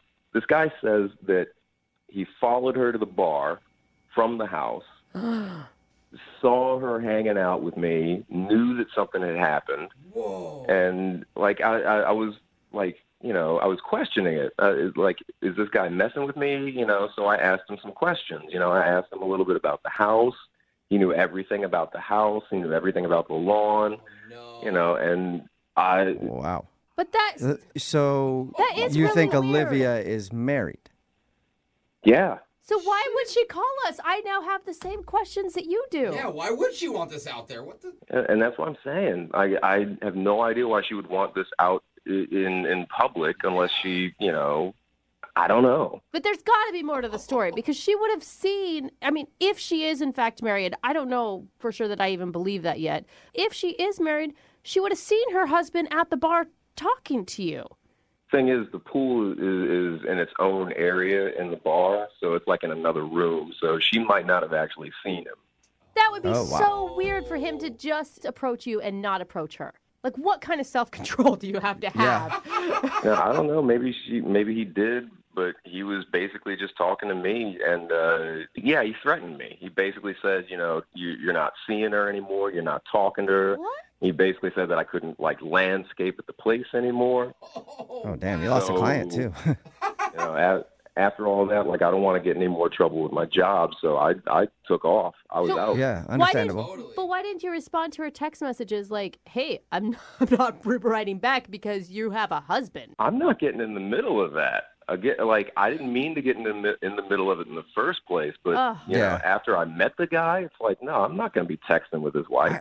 But she can't awful, be. Austin. I feel like she can't be married if she's willing to do a second date update with us and everything else. There's got to be more to the story. I don't know. I know who does know. It's Olivia, and she's actually on the other line listening and wants to talk to you. You want to talk to her? Unless she's hung up. What? Olivia, are you there? Yeah, I'm here. What are you doing? I'm not married. Really? I don't know what you're talking about or who you're talking about. Are you 100% sure? Are you sure? I'm not married. Why would I call them? If I were married, that would be stupid. Yeah. I mean, it's pretty stupid unless you think you're getting away with it. I mean, your husband knows. I don't have a husband. I'm not married. Okay, wait, are you divorced? Do you have a crazy ex-boyfriend? Have you hooked up with anyone else? I don't know who this guy is. But he knew everything about you. In the house. This dude is 5'10". He's got brown hair. He was wearing a plaid shirt. He's got a tattoo on the forearm. Does it say Olivia? Literally, you're describing every guy at the bar. I mean, that's I'm not married. I have no idea. Well, I don't know. It just seemed legit to me. Look, Austin, didn't we have a good time? I mean, that's what you should be thinking about. It was good, right? That part of it, yeah, but Okay. Your husband also saw that too. What? What? Hmm? He saw? He was watching. What? When he was talking to me at the bar, he said, "I saw what you did." How could he Whoa. see? Apparently, they got some sort of drop cam in the house, and he saw it. Olivia, are you married? He set up a camera? What do you mean he set up a camera? It sounds like you know something, Olivia. Yeah, who's he? No, I mean, I mean, that's not what I meant. You are lying. You're married. No. You are cheating on your husband. I just meant, like, who's going to set up a camera in general? I mean, like, he set up a camera? Like, who does that? That's what I meant. Okay, it sounds, Olivia, like you just slipped. That's what it sounds like. And how dare you put Austin in that position? And us. It's not what you think. It's complicated. Oh, is it? Okay, so now things are starting to come out a little bit because you misspoke there. You cheater. Olivia. Don't try to paint me as this bad person. You don't know me. Okay, but we don't know you. Yeah, but because we thought you were like just single, living at a house, hooking up with the landscaper, and we find out that you have a husband. You have no idea what my life is like, and it's complicated. There's more to the story. Well, don't bring other people into your mess. Keep your mess to yourself if it's that complicated. You know what? If you were in my shoes, you would have done the same thing. Okay, so now you're admitting it. You have a husband. No. Get a divorce. You just said you would have done the same thing, which means that you cheated on your husband with Austin. No, that I slept with a hot guy is what I'm saying. While married. Yeah. I'm not playing your stupid games anymore. This is over. Oh, my God. Hello? Wow. Hey, Austin. I am sorry, Wow. Austin. I Yeah, am sorry so- for doubting your story. Sounds like she's sure married, and that dude you talked to was her husband. Listen, like I'm usually all for that kind of stuff, but I don't. Austin, don't say that. Yeah, I can understand that. Oh, that is crazy. The thing is, Austin, you think about it, there's videotape of you out there now. Oh, see, I just don't want to get in trouble with my job. That's the thing. And if my boss found out that I did that again, then he'd be totally upset. Again, Austin. Yeah, man, I think you maybe have learned your lesson now. Brooke and Jubal in the morning. Text in at 78592 says, how do I get a job at Austin's company? I really want to work there. Talking about today's second date update. If you didn't hear it, Olivia hired a landscaper to take care of her yard. That's the person who called in to get a second date update, and she actually ended up hooking up with him at her house. Yeah. It's like something out of a really bad adult movie. Yeah, right. But it happened. And then later that night, she met up with him at a bar where she met some of his friends, but then 30 minutes after that, he disappeared. Yeah. So we got her on the phone, and we got him on the phone. We talked to him, and he claims that he was confronted at the bar by a man who was her husband, and that dude has video of them hooking up in the house. She denied it at first, but then she actually kind of slipped up because he mentioned the video camera thing, and instead of being like, what, that's weird, she went, he has cameras set up? I know. And then Dude. we caught on to that and called her out for it, and then she continued to deny that she was married until she was like, it's complicated. So basically, She admitted it. she's cheating on her husband, probably, and didn't think that he would find out. So she thought, why not do a second date update to see if I can track down this landscaper again? Dude, she is bold. That is a bold move. Or she just wants to get caught. You know, like some people just want to get caught. Yeah, but I hate it when cheaters get caught and then they always act like, don't judge me. I know. You don't know. You don't know me. Yeah. You don't know me. I'm a cheater. It's your I fault. enjoy cheating. It's what I do. You don't know me. And every cheater says that. Like, it's not an original thought or statement either. But there's also so many people that are asking to hire Austin's landscaping service. Oh, gosh. There's a lot of people. We're getting so many texts. I'm in need of some work. Mhm. Okay, only if you're single, okay? There's a lot of people looking to hire Austin because even at the end of it, he's like, dude, I don't want any of this because I can't let my boss find out again. Again. Well, and his name's Austin. I've never met an Austin that wasn't hot. Really? There's a lot of hot Austins out there. So if you're looking at hiring a landscaping company, I guess just call them up and see if there's an Austin that works there. And then that's probably the place you want to call because he definitely aims to please. And I have a feeling yes, he does. that Austin is not going to be able to stay away from it. Like he sounds like the kind of dude that like if you hit on him, no matter who you are, and he's landscaping, he will try to sleep with you. Yeah. Yeah, I'm pretty sure. All right. about I'll that. do it again. It's kind of fun. So she lied to us to get him on the phone, and we found out that, she's probably cheating on her husband. Yeah, so she's lying to her husband more than she lied to us. So Yeah. But her husband knows, and it's weird that her husband didn't confront her. He must be just That is waiting weird. for like the perfect opportunity. Or it just happens so often that he's exhausted from it. He's like, whatever. It means I have to find new landscapers. Yeah. Those guys are doing such a good job. He calls up someone, hey, you guys have any ugly, fat Yeah. landscapers or something? Just some really unattractive landscapers. That's what I'm looking for. It probably doesn't even matter. She'll stick with them anyway. It doesn't, yeah. I'll just keep going through every single landscaping company in town. Remember, if you want to do a second date update, all you have to do is email the show, and we will call the person that didn't call you back. Chase is on the phone with us. He wants to do a second date update on a girl that he met named Stacy. In his email, it says that he just moved up here from L.A. and has started trying to date and meet people. Chase, how are you? Great. How you doing? Good, man. So you just moved up here from L.A. How long you been here?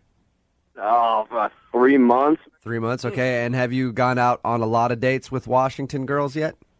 Well, I'll be honest with you. After living in L.A. for that long, the pickings are pretty slim up here. Come on, you guys. Chase, Don't that's funny. rag on That's funny Washington because girls. that was going to be my question. He was going to be like, how disappointed were you when you got here?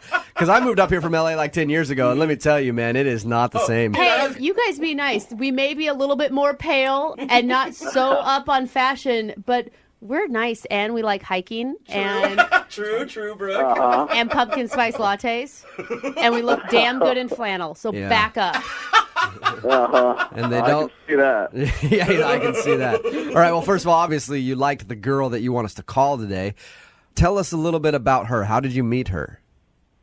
Well, my boys and I were out at a bar, and we're just getting ready to leave, and I spotted this girl, and I swore I forgot I was in Seattle for a second. This girl was, well, in LA maybe like a solid 7. Yeah.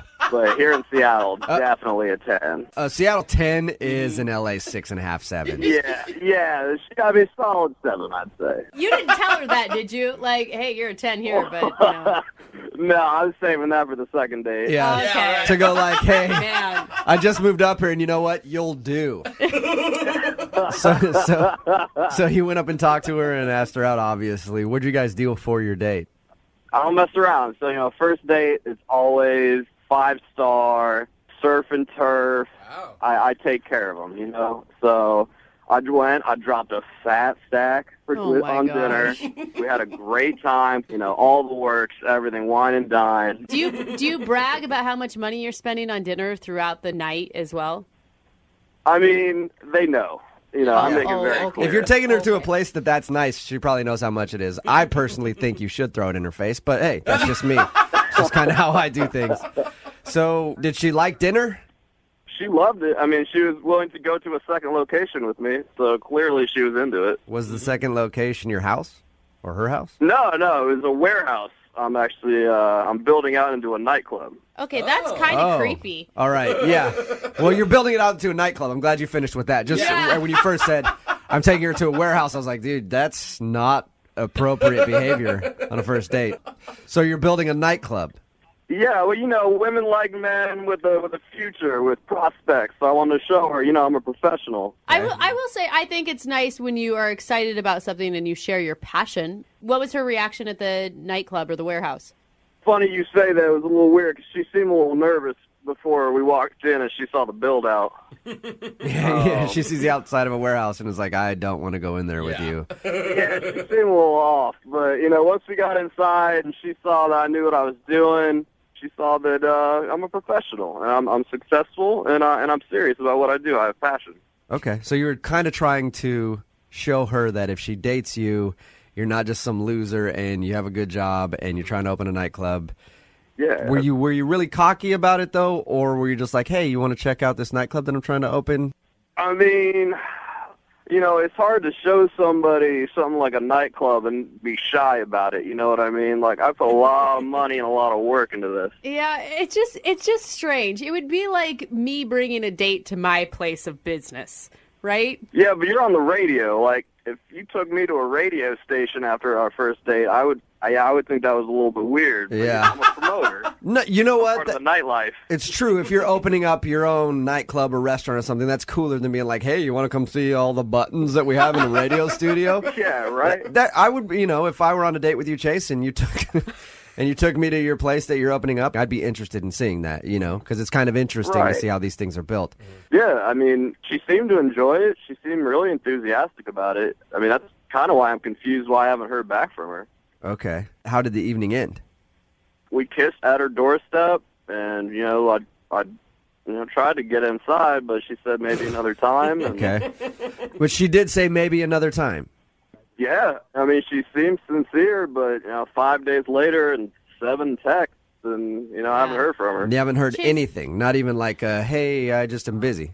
Not a word. All right. Well, we'll play a song, come back, call her, and get your second date update, okay? I appreciate it. All right, man. Hold on. Moving 92.5. Brooke and Jubal in the mornings. Second date update. Chase is on the phone with us. He wanted to do a second date update on a girl that he met named Stacy. If you missed the first part of the second date update, Chase just moved up here from L.A. He's been here about 3 months. Stacy, the first girl that you've gone on a date with since you've been here? Yeah, first one. First one. All right. They met, went out for dinner. He says that he dropped a lot of cash on dinner, took her to a very nice place, and then gave her a tour of a nightclub that he's planning on opening. And she seemed to like everything, even said that they could go out again, but now he hasn't heard a word from her. I never asked you, do you have any idea why she wouldn't want to call you back? Absolutely not. I mean, she even said, next time. Okay. Yeah, and you kissed her at the end of the night. You're a very confident man. How aggressive was the kiss? I mean, it felt mutual. It was just a normal end of the night kiss. All right. Well, I'm interested to see what she says. We're going to call her right now, see if we can get her on the phone and get your second date update. You ready? All right. All right, man.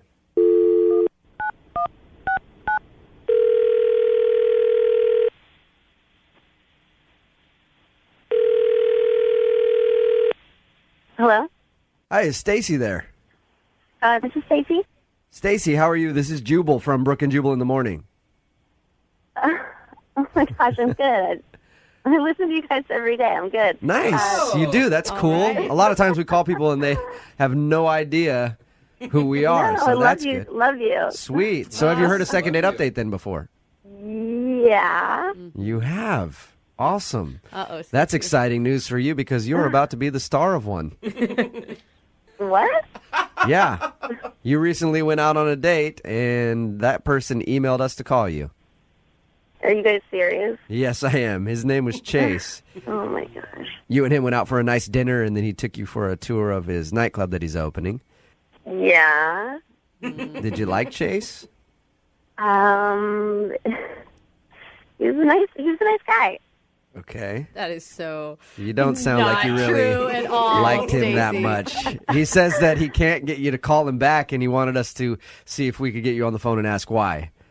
What's the reason that you're not calling Chase back? Is he on the other line?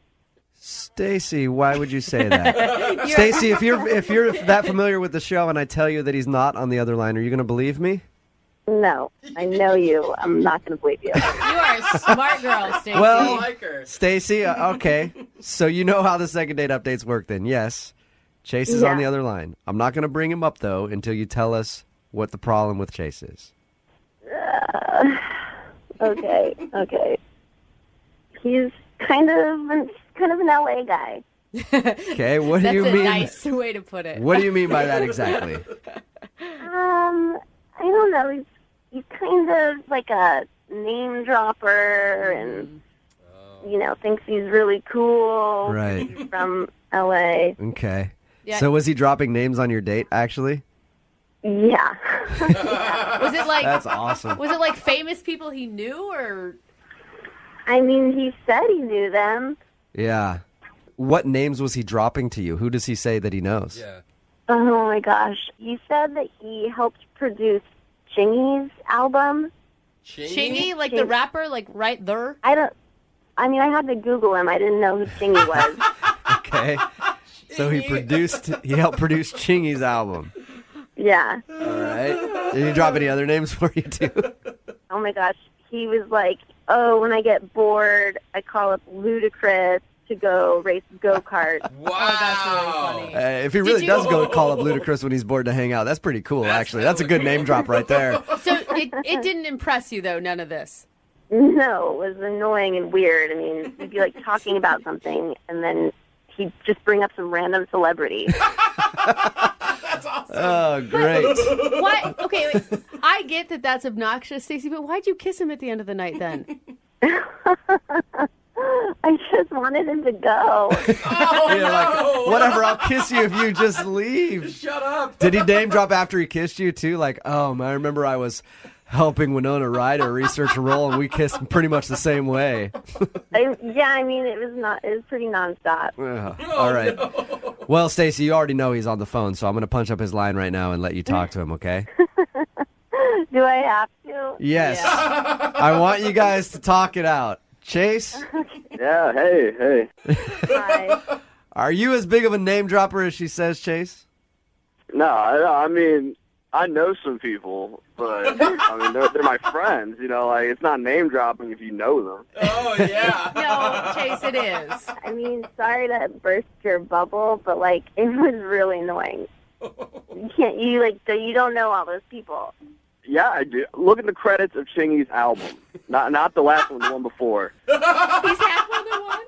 I didn't even know Chingy had two albums. Yeah. Me neither. Chase. Well, it wasn't this big one, but I do know these people. I mean, I'm just talking about my friends. You were talking about your friends. Okay. Yeah, they're like normal friends that I see all the time. Well, I know I go-kart with Ludicrous all the time, so that's a normal friend to me. I mean, Chase, I might have been into you on the date if you hadn't been name-dropping the whole time. Mm-hmm. I don't know. I guess in L.A., what's cool is just a little different than what's cool here. No, Chase. I grew up in L.A., and even the people that are actually from L.A. don't like name droppers. But it's my friends, though.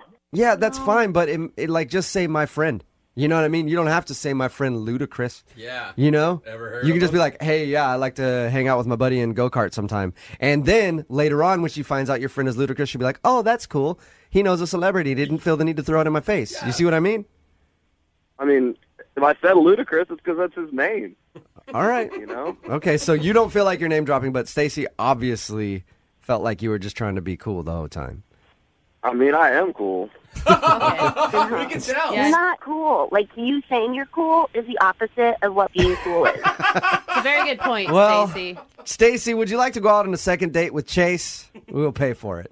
Yeah, I'm going to say no because he's probably going to be busy that night playing poker with, like, Vin Diesel or somebody. That's pretty good, Stacey. I do know Vin Diesel, and he doesn't play poker. Come on, Chase. Give it up. Jesus. Let it Oh, go. man, that's ridiculous. Brooke and Jubal in the morning. Because you know I'm